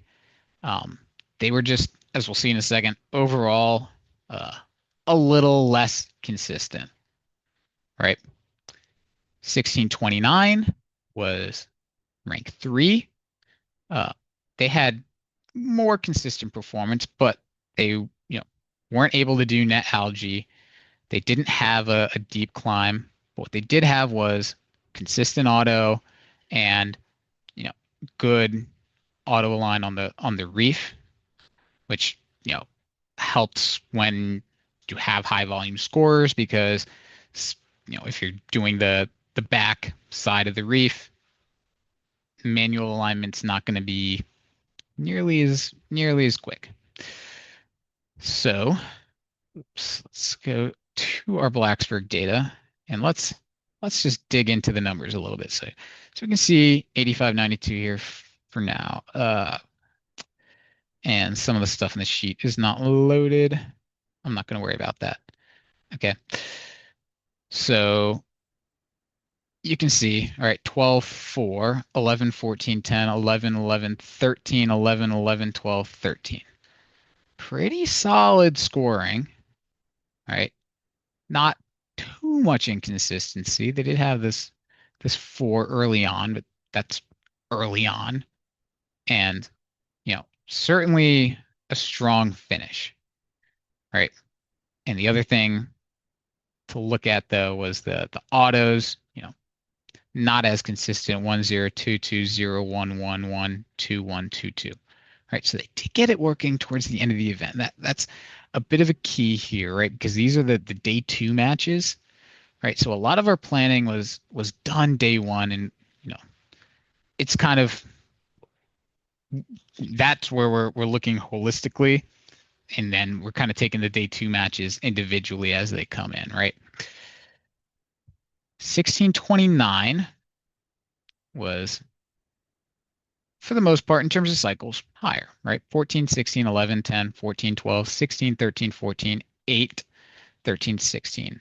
I think they had a coral get stuck in this one match. So we weren't too concerned with what happened there. And then if you look at the auto, 2, 3, 2, 3, 2, 3, 3, 3, 2, 3, 2, 3, right? So at least 2 every single time. Okay. Now, the math does start to get a little tricky as you're working through it, right? And let me actually pull up our third quartiles. All right, total points is still busted, but we can look here. Okay, so 1629 is a couple points or a couple pieces ahead, like two pieces ahead of 8592. But 8592 does have that climb, and that's going to be worth more than two pieces because you're filling up that L4 for certain. And after that, pieces are worth less than the 10 points extra you get from the climb. The issue was the climb was not super consistent, right? As we saw, go back here, right? And it's not loaded, so I can't actually show. But you'll just have to take my word for it that the climb was not, hitting consistently every single time. Um, and they were, one to two pieces behind in auto. So, you know, that is like depending on how you view it, you know, up to like 14 points. Because of that, we like the consistency. We end up going with 1629. Now, in elims, 8592, they were scary, right? They were performing very well. Their autos were hitting. Um, and certainly, you know, they made the case that they very easily could have been that first pick, right? I think looking back on it, I don't really think we could have gone wrong. I think we made maybe the slightly safer pick with what we knew in 1629, right? Second pick, we went with 2890, who had the ability to do algae. I think we ended up just sending them on defense because it wasn't working as well as we would have liked it. Also, again, called in that backup, got another look at another defender, and got another team a banner. And this one, again, we end up bringing home. I think it's hard to look at a win and be like, you should have done something differently. So I think looking back on that, totally fine with our evaluation of everything. Now let's get into the fun stuff. All right. Chesapeake 2025 District Championship. Okay, and this is probably the toughest alliance selection I've been a part of. Now, up to this point, like every single one of these alliance selections, like Worlds last year or Worlds 24, and then every district event, all of these were like very not easy to just decide on, right? I think typically, you know, 422 in the past hasn't been top seeded, and in those lower alliances, it's easier to find someone like slipping further than they should, and then to just decide who the absolute best team is. So, this event was definitely the worst case of that, though, right? So we're rank one, and we're performing well, right? We're doing well, having occasional issues though, so not everything going perfectly, but still goal, want to win the event. Okay. The threat here is this is a very, very, very, very deep event. Okay, and we were worried about basically if we didn't put together a strong, consistently performing alliance, really any alliance 2 through 8 would have a shot at us. Right. Now, we kind of narrowed it down to four top teams. And something I'll call out here was we did have a small bug in our data that, glitched out a couple of 836's numbers. And we didn't maybe look at them quite as closely as we would have. Now, with those numbers correct, I still don't think we would have changed our decision. But um, what we had with the four teams we were looking at were 449, right? Who this event just switched to ground coral pickup. Previously, they were a station loader, right? Took them a few matches to get it going, but by the end, they had gotten it going. No ability to do algae, and their climb wasn't functional really until, quite frankly, the last day of the event. that was a situation where we, went to the practice field, watched it work a few times, and felt pretty confident that it would continue to work. Okay. 836, just mentioned them. Um, Another ground coral pickup team also had the ability, though, to do algae. We'll see in the data a little bit. They had, scattered issues throughout the event, affected their consistency for sure. Um, but pretty high ceiling team, someone that we definitely wanted to keep an eye on. Okay. 8592 Newton squared. Just looked at them in the last slide. They're even better than they were at Blacksburg at district champs for sure. Uh, they were performing very consistently. They ranked two, and they did have a bit of a lower ceiling, right? And they also were funnel only, so they couldn't pick up off the ground. We'll get to that to why that's important in just a second. Okay, and the last team we were considering really was 9072 Tiger Bots, who also had a ground coral pickup and had flashes of just almost, it was really just 2056 level performance, right? But they really couldn't string it together for even, you know, an entire match, multiple matches. Their numbers look solid though. Okay, so we can get into what we were looking at with that.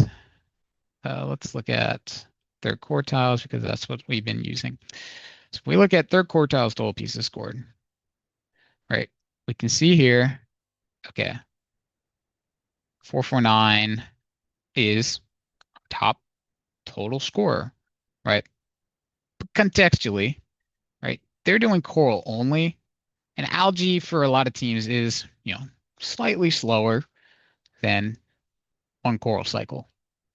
So with that in mind, we viewed it as pretty close between these teams. Now here you can see 836 and 8592. We're a tab below in this third quartile that we like to look at. Now, we want, some consistency, so we also look at median. Now, I don't know why there's so much extra data in this, but oh, it's because I broke this last time, isn't it? All right. The joys of reusing something that you use as an example. All right, here we go. So let's not look at total points because that's not great at this event. Right, now looking at median pieces. Okay, you can see, okay, now we still have 449 higher than we see Tiger bots, 8592 and 836 now both down a couple of spots here. So we're certainly at this point starting to lean towards 449 a little bit, just based off of purely cycling numbers. Now, if we pull up, you know, the match by match view, here's 449. We can see, okay, yeah, these numbers were a little lower than these numbers. We talked to them about what happened in this match. We weren't too concerned about it happening again. So, we had context as to what happened there. If we scroll down to 8592, you can see just across the board pieces, certainly a little lower, right? You do see this high pure coral ceiling, right? That is comparable to where 449 was at. Okay. And so that kind of gives the idea, okay, well, maybe they're just, should be focusing on coral more than algae. And I'll talk about some of the tricks of what made this decision hard in a second, but um, you know, a little bit of a dip in performance moving into day two. And can move on to 836. Right. Here's kind of the inconsistency I was talking about. Had a few issues. Peaks were solid, but you know, a couple of steps behind the others that we just looked at. And 9072, pretty consistently, you know, scoring well just throughout the duration of a match. sometimes struggled to put it all together, and you can kind of see faded a little bit in their last couple of matches. Right. So those are kind of the numbers we were keeping in mind. Okay. And then we wanted to, work through, okay, what would happen in a few different scenarios depending on, who we picked, right? So if we pick 8592, okay, 1727 picks, we figured they'd pick 9072, right? We know those two teams, have a decent relationship, and we figured that they would accept, right? That leaves 449 to potentially pick 836. Now we weren't sure if that was what they were going to do, but as we were thinking about that, we thought, oh boy, that's a little scary, right? Because now you have two ground coral pickup teams against two funnel only teams. We didn't love that prospect because now if they pick a defensive third pick and they're going to have the first or second pick, if they're going to have a earlier second pick than we will, they're going to, cause us a lot more issues than we can possibly cause them, right? You know, we can't play triple O at that point because then we'd have a defender and we'd have three funnel bots that were no more ground coral bots that, were in our target range remaining. And, you know, we were also, didn't feel like we could shut them down as much because they were ground pickups, right? They're not having to go to the same spot repeatedly. They have more mobility to get their game pieces. So that was pretty scary to us, right? And so with that, with everything else in mind, um, you know, we picked them.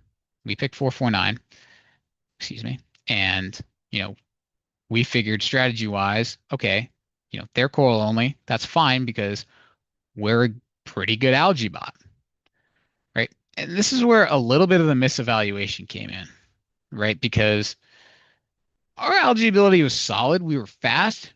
We were not accurate, right? And one thing 8592 was doing that wouldn't show in the data was they were kind of playing around with how they were scoring algae, right?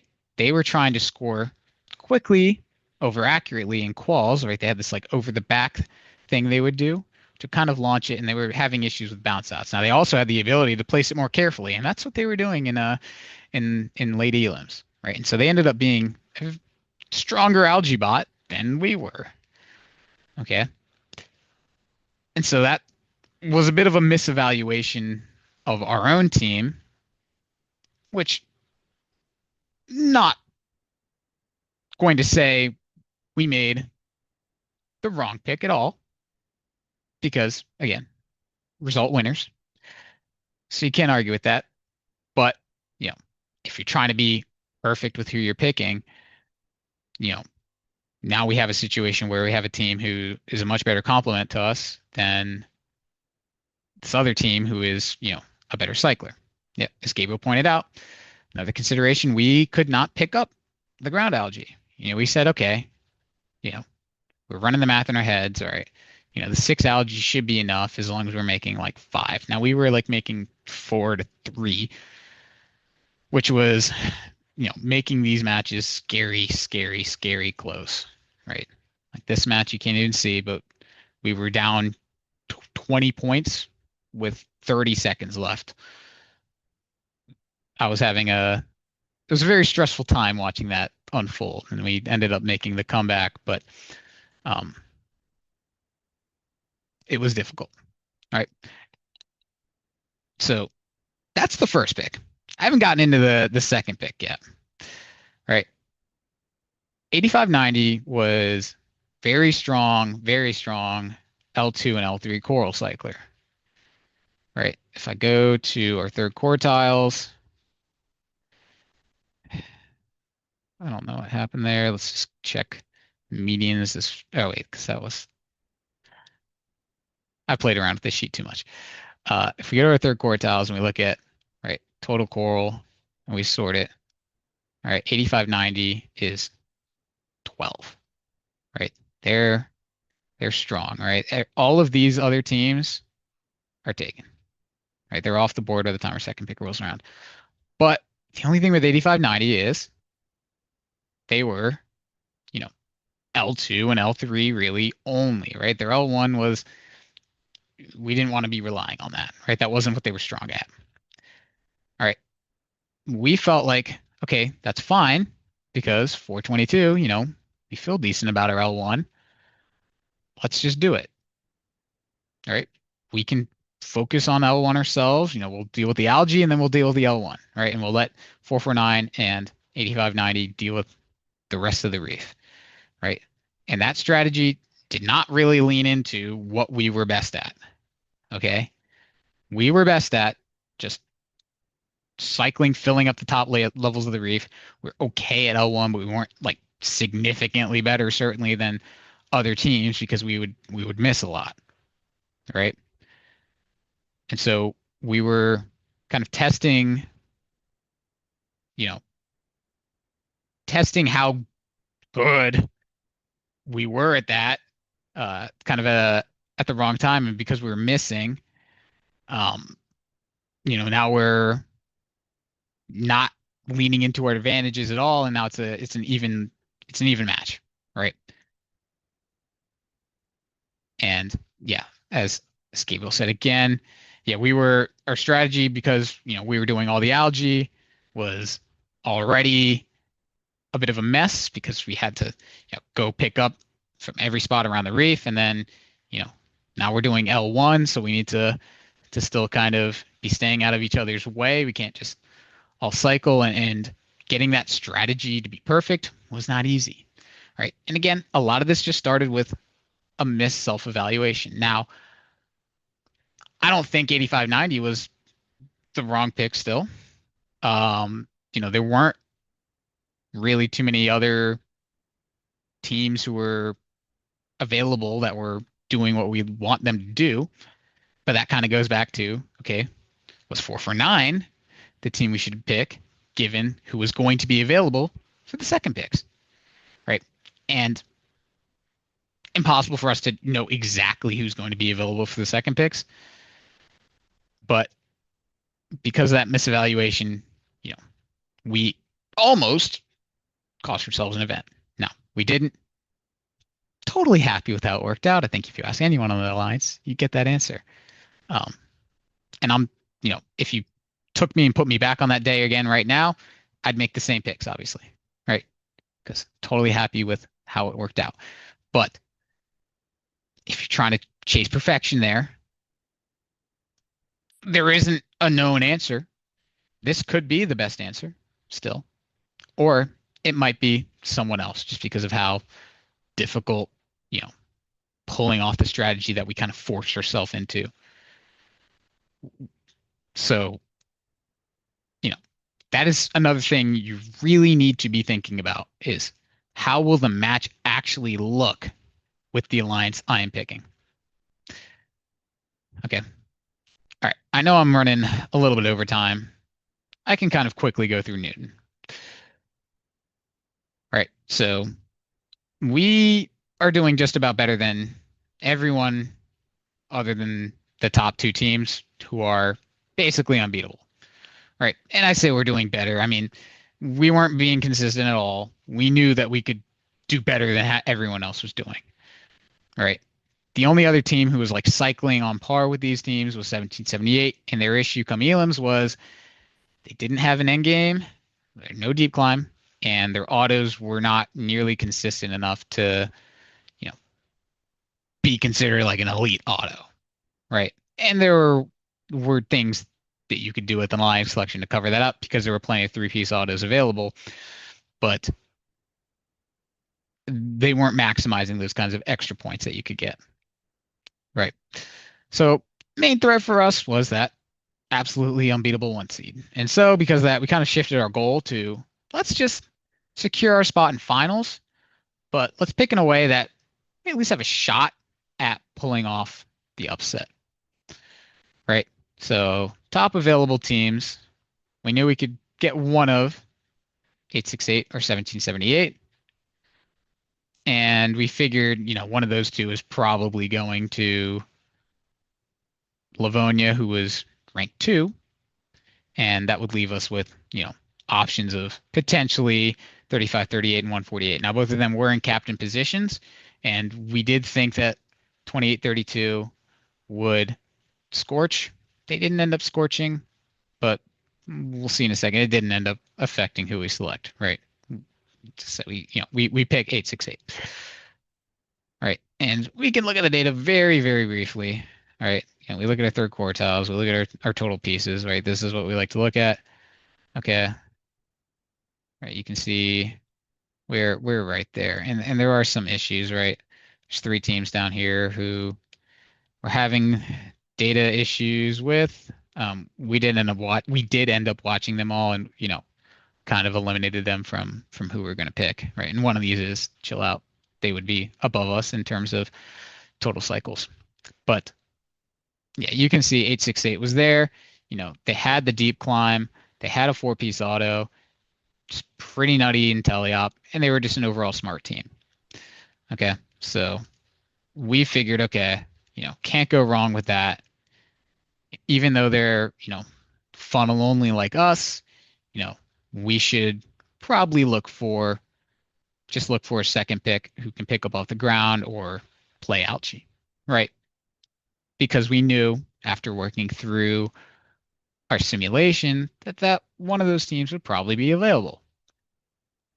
Comes down to it, and 3847 is an option, right? And this is a crazy robot, right? They have, wrist, shoulder, elbow, just an insane number of degrees of freedom on their arm. And they can pick up off the ground. They can pick up algae off the ground, off the reef. They can do everything, right? Deep climb, multiple algae auto. The only thing is, if you pull up their numbers, even if you look here at like the list of total cycles, right? They are a little far down, right? 31. And we're, not picking all the way at 31. This is like slot 22. Okay, so there's certainly teams above them who are doing more cycles.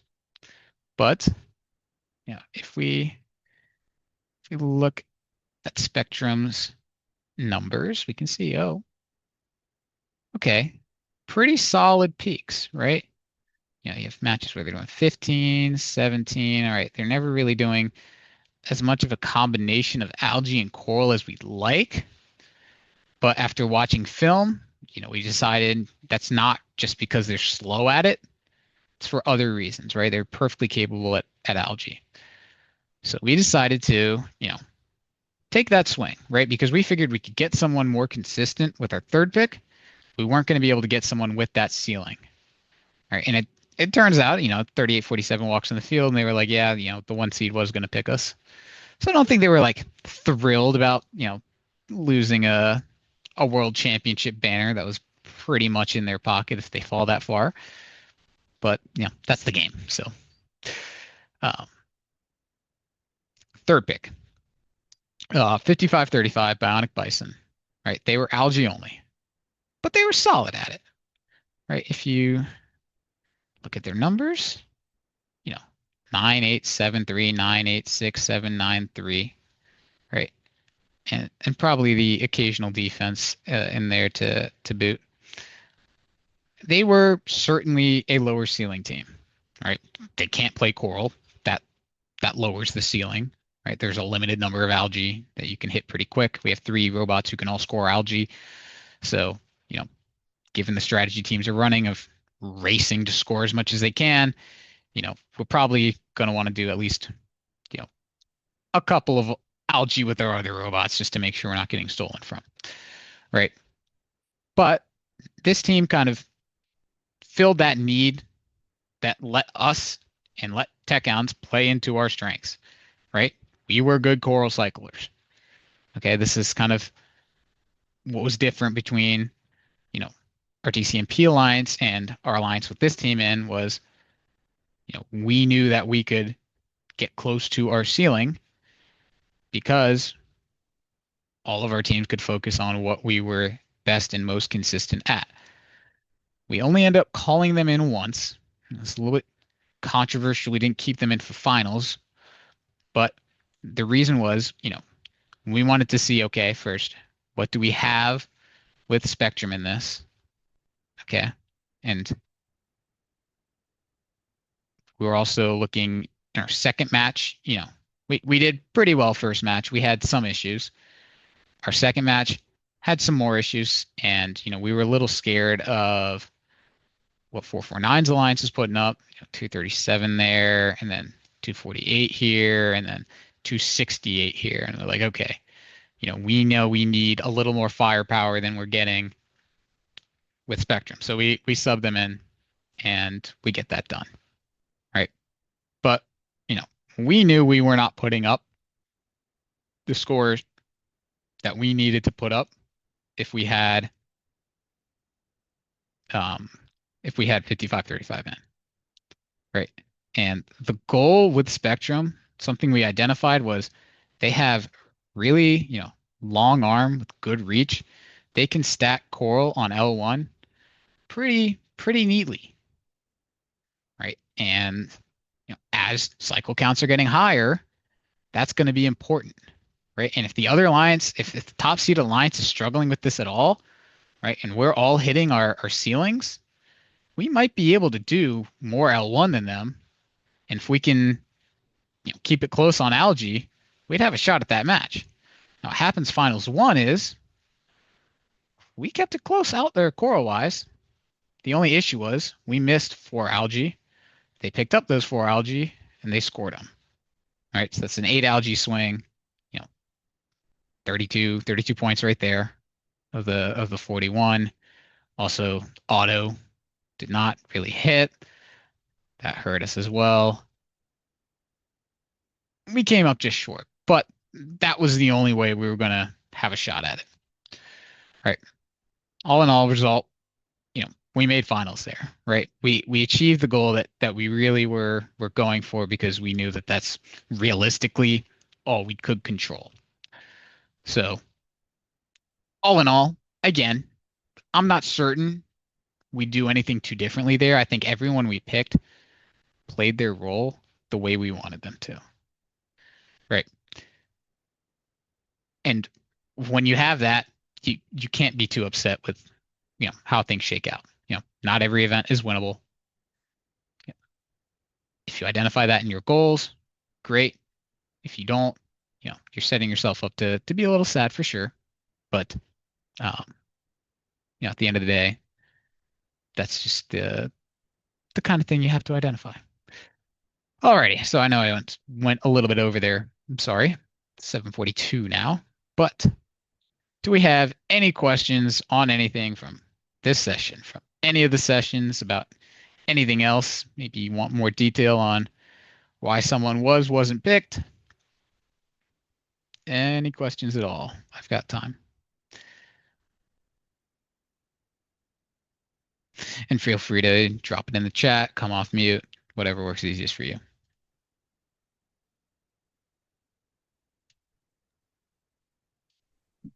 Feel free to prioritize other questions, but I do want to offer you this opportunity, like circling back to district champs.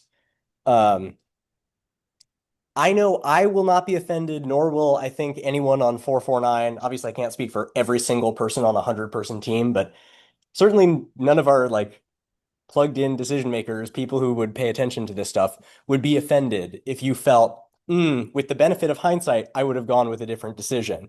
And, there are lots, like from my perspective, one of the biggest arguments in our favor was just the hard to quantify. Our drive teams really like each other, but do you think, given hindsight, you might have approached alliance selection differently or changed your priorities?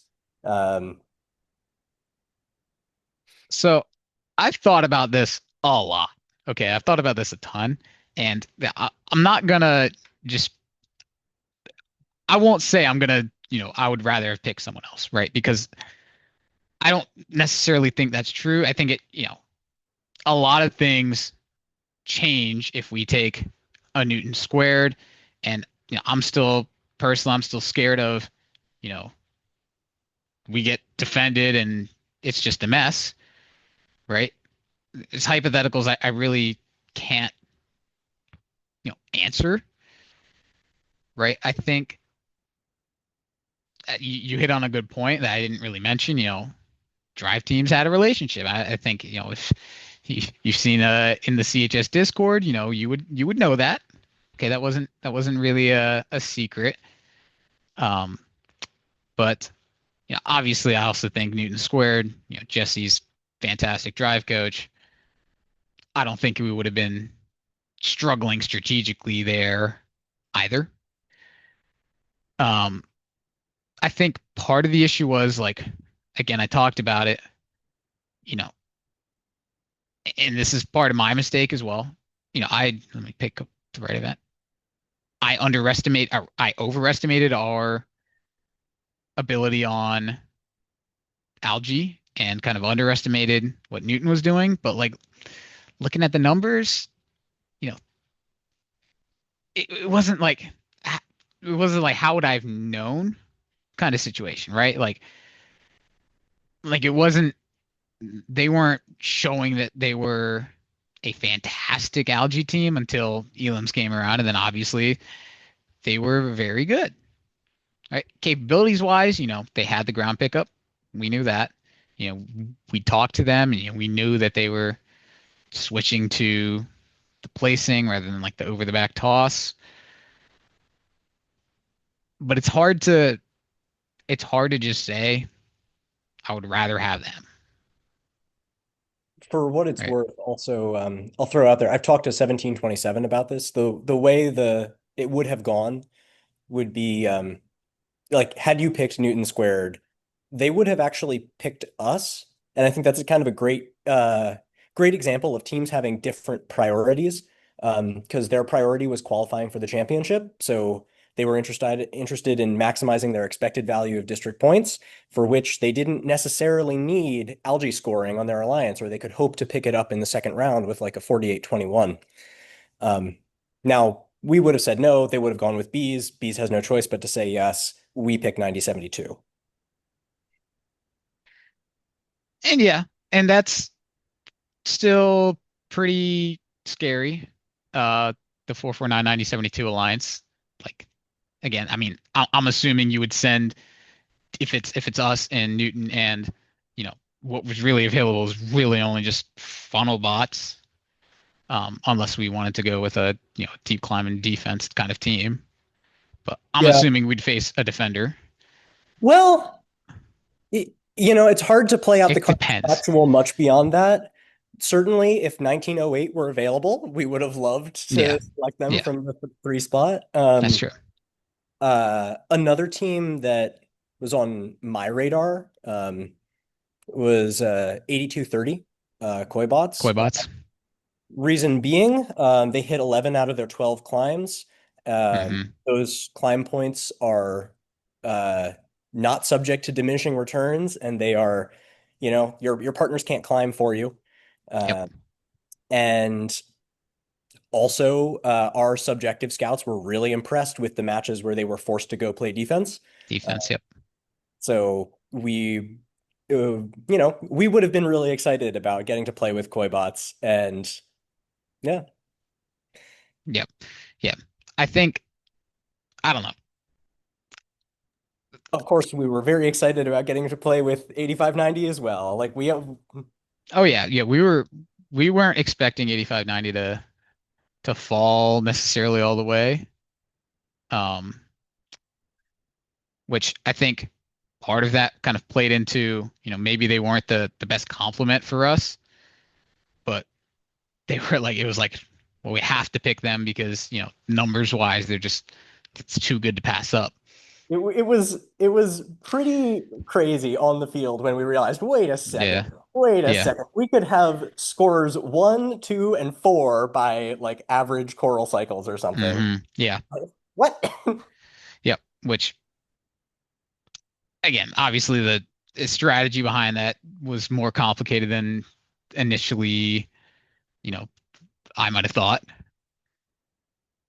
But it's really hard. Like honestly, I think we would have been so much better off if we weren't rank one, which easy to say, but if we were in those lower alliances, you can put together, you know, you can get like a 1908 who's a great value second pick, even a 2199.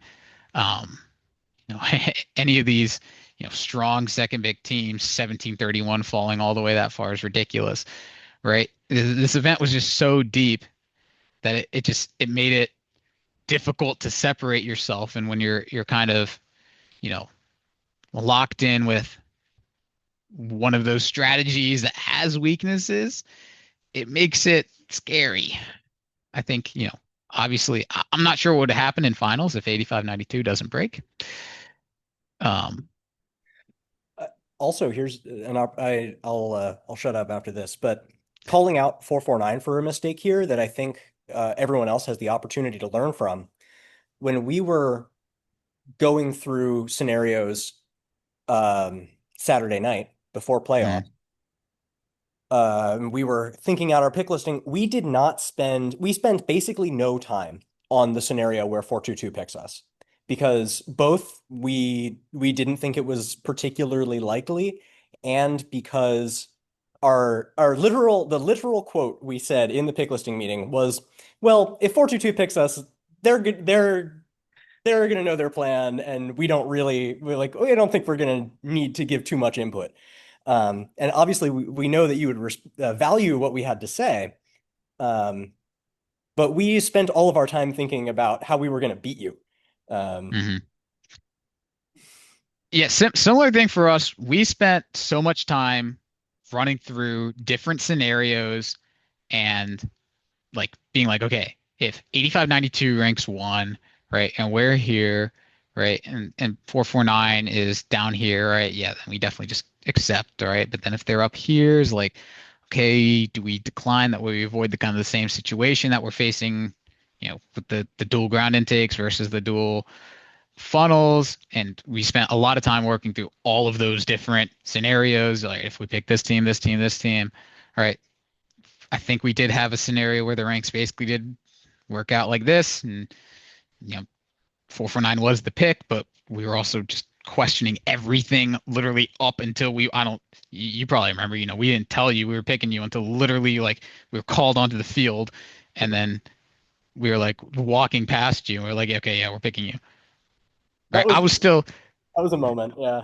I was still like comparing data before we actually announced the picks, right? Like I was still like, are we sure this is what we want to do? Okay. Um, you know, I felt bad because we didn't, we were talking with 8592 a lot. Um, and we didn't really have a chance to tell them like, yeah, we're not picking you. They almost stuck it to us in a very big way in finals. Just got a little unlucky, but um, yeah, we also were watching film for our first picks only really for hours on Saturday night, right? Like we were trying to make sure that we were getting it right because we knew that how deep this was.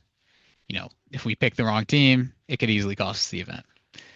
Um, and so we spent so long on the first pick, we really didn't go through our second picks that much. We expected 8590 to go high or higher than the last pick in the line selection. So when they fell, we were like, okay, yeah, we'll take them. So we hadn't looked for if we'd wanted someone more complimentary. I'm still, I haven't gone back and really looked through if there was someone better available. Again, because I'm totally fine with how things worked out. So, um, yeah. So I'll second that with you can get so caught up in those kinds of hypotheticals that you're gonna mess yourself up when reality comes along and you're not prepared for the second pick, which can be very important still. So yeah, Andrew, I see you have a question. All right. First pick in the lines pick. So what would you recommend doing in a similar situation? Yep. So that is a situation I've been in before. Okay. When you're first pick in the alliance, your captain wants someone on your do not pick list. Right. And it's not necessarily an easy situation because at the end of the day, they do have the final say. They are the captain. I would be very, very not rude, but loud about, you know, they here is why we do not want to pick them. Okay, we had an event where this is in the past, but we had a captain think a team was a swerve team and they weren't. Um, our alliance captain, our alliance rep didn't convey that in the best way that they weren't, and that we didn't think they were worth picking, and because of that, we ended up getting a team that we didn't want. We ended up subbing them out, but it's difficult, right? If you don't have really, really great preparation and, easy to see visuals that you can just show them like, hey, like, they were disconnected in this many matches. The more tools you have that you can visually demonstrate why they're on your DMP, the better, right? And you just need to make sure your reps are doing an awesome job of communicating, right? You can't really do too much more than that, right? I know when we've been captains, right, and we suggest someone on someone else's DMP, we try to listen, right? And if there's a disagreement, we just walk through it. But not every captain, this is the reality of it. Not every captain is going to be that flexible. Okay, this is Zach. Yes, I actually did touch on 141. Um, in 2018. Uh, just to recap, yeah, I mean they fell in alliance selection because they were having issues with smoking motors and just I think they tipped. I know they almost tipped in finals. Um, but because of that, I think some teams overlooked how good of a complementary piece they could be.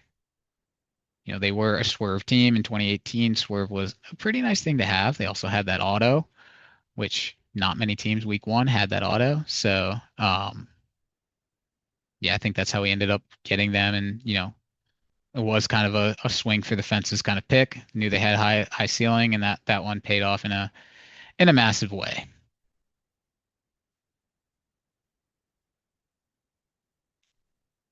And yeah, I would never, as Zach says in the chat, um, grumbling about teams, you know, overruling you or teams picking you when you didn't want to be picked. It's not productive, right? You can be annoyed about it, but at the end of the day, that is just the game. Okay. You know, sometimes in a football game, you get a bad call. You can't do anything about it. Okay. I think keeping relationships with other teams strong is always better than, you know, I told you soing, which might make you feel good in the moment, but in the future, could come back to bite you.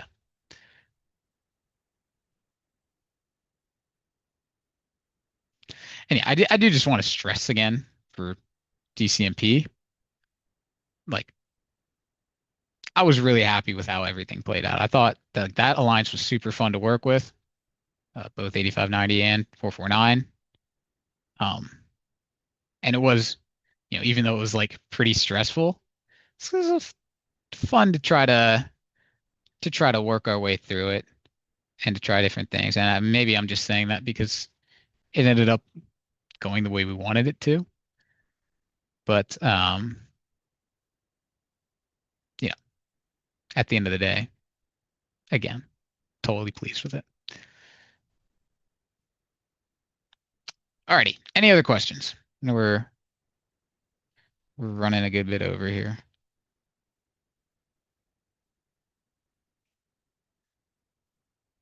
Any questions from any of the other sessions, requests for or changes you think I should make for future sessions? Oh, that is a good call, actually. Let's send out the link to this. If you could fill it out, if you attended today, for 42 kids included, that would be wonderful. Just mark down that you attended today's session. I'll probably be just putting up a different form that kind of is, you know, for all of them. If you don't feel the need to attend it or to fill it out if you attended the live sessions and you filled it out then. Um, yeah, okay. Just got a question from Jack Davis. Was your team considering picking 449 again for any position at Worlds, or did it possibly go around the team as a joke? I know we were joking a bit about getting the 422, 449, 8590 team back together with how the fields worked out. It was something we thought about, right? Especially, you know, after this match, world high score for a little bit. After Karthik, you know, hyping everyone up, to people on Chief Delphi were being like, yeah, those two teams should get back together. And yes, both of those things. There were people on Chief Delphi being like 422 should pick 449. The issue was going back to what happened at District Champs. Algae was a problem, right?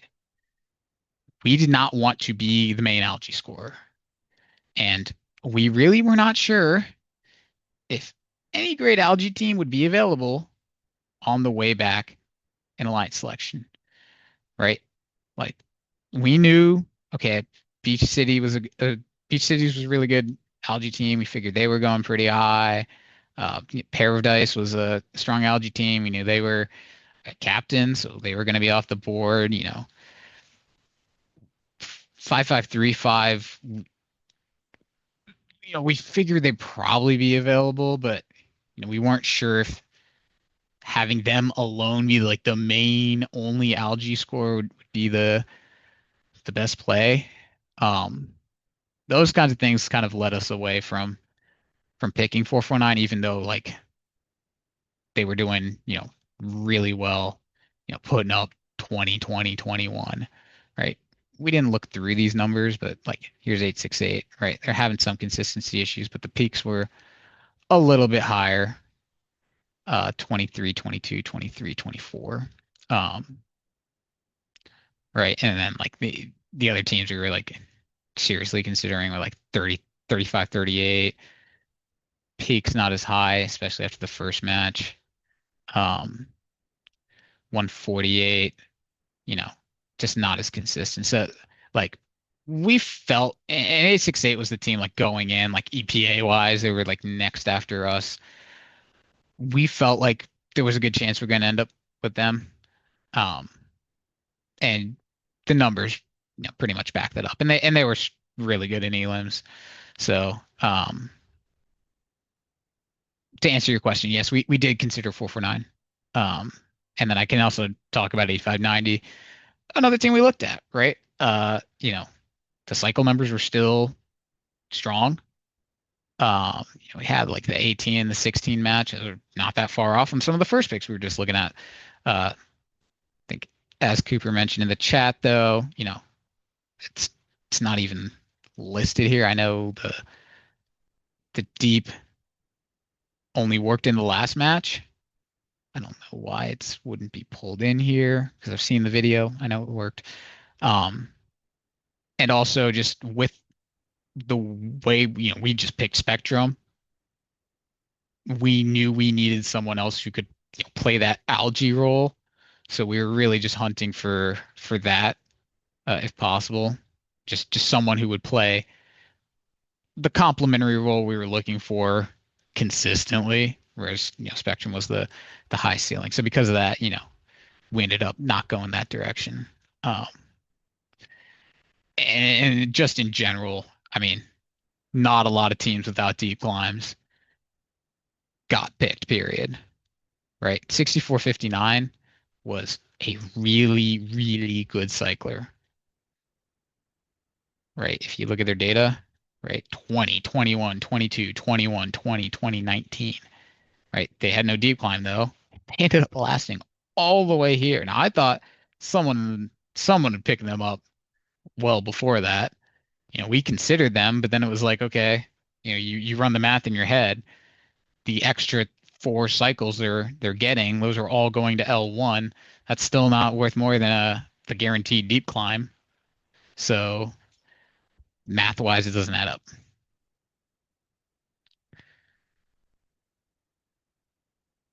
So that was the thought process on the second pick. But would have been fun. Would have been fun. And I think we still could have done fairly well. Any other thoughts, questions?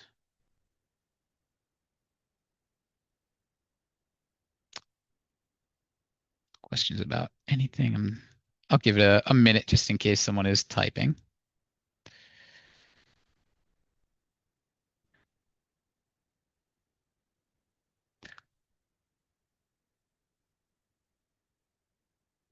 All right, I guess I can just hit the outro. Well, again, thank you all so much for joining, whether this was the only week you were here or you came for all 5. This was my first time doing certainly any public sessions like this. Haven't really done anything nearly this comprehensive just for our team either. So, all the materials were new, and I'll be working on them more as, hopefully in the future, giving these sessions or similar sessions again. Um, but yeah, let me know in that feedback form or on Chief if you have other questions, suggestions for how we can make these things better. Um, any tips on what you want to see if it's different topics. Jack, are the slideshows posted somewhere? I have not posted just the straight up slide decks. I could, if that would be something you'd want to see. The recordings are all going up. I will have them all up hopefully in 2 weeks after IRI. Putting a new channel just to house those. That way they're a little easier for people to find. But yeah, if there's anything you're in these Zooms and you missed, you can go back and see those there.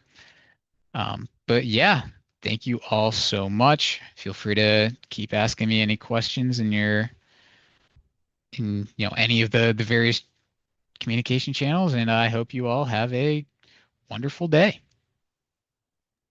Thanks, Ryan.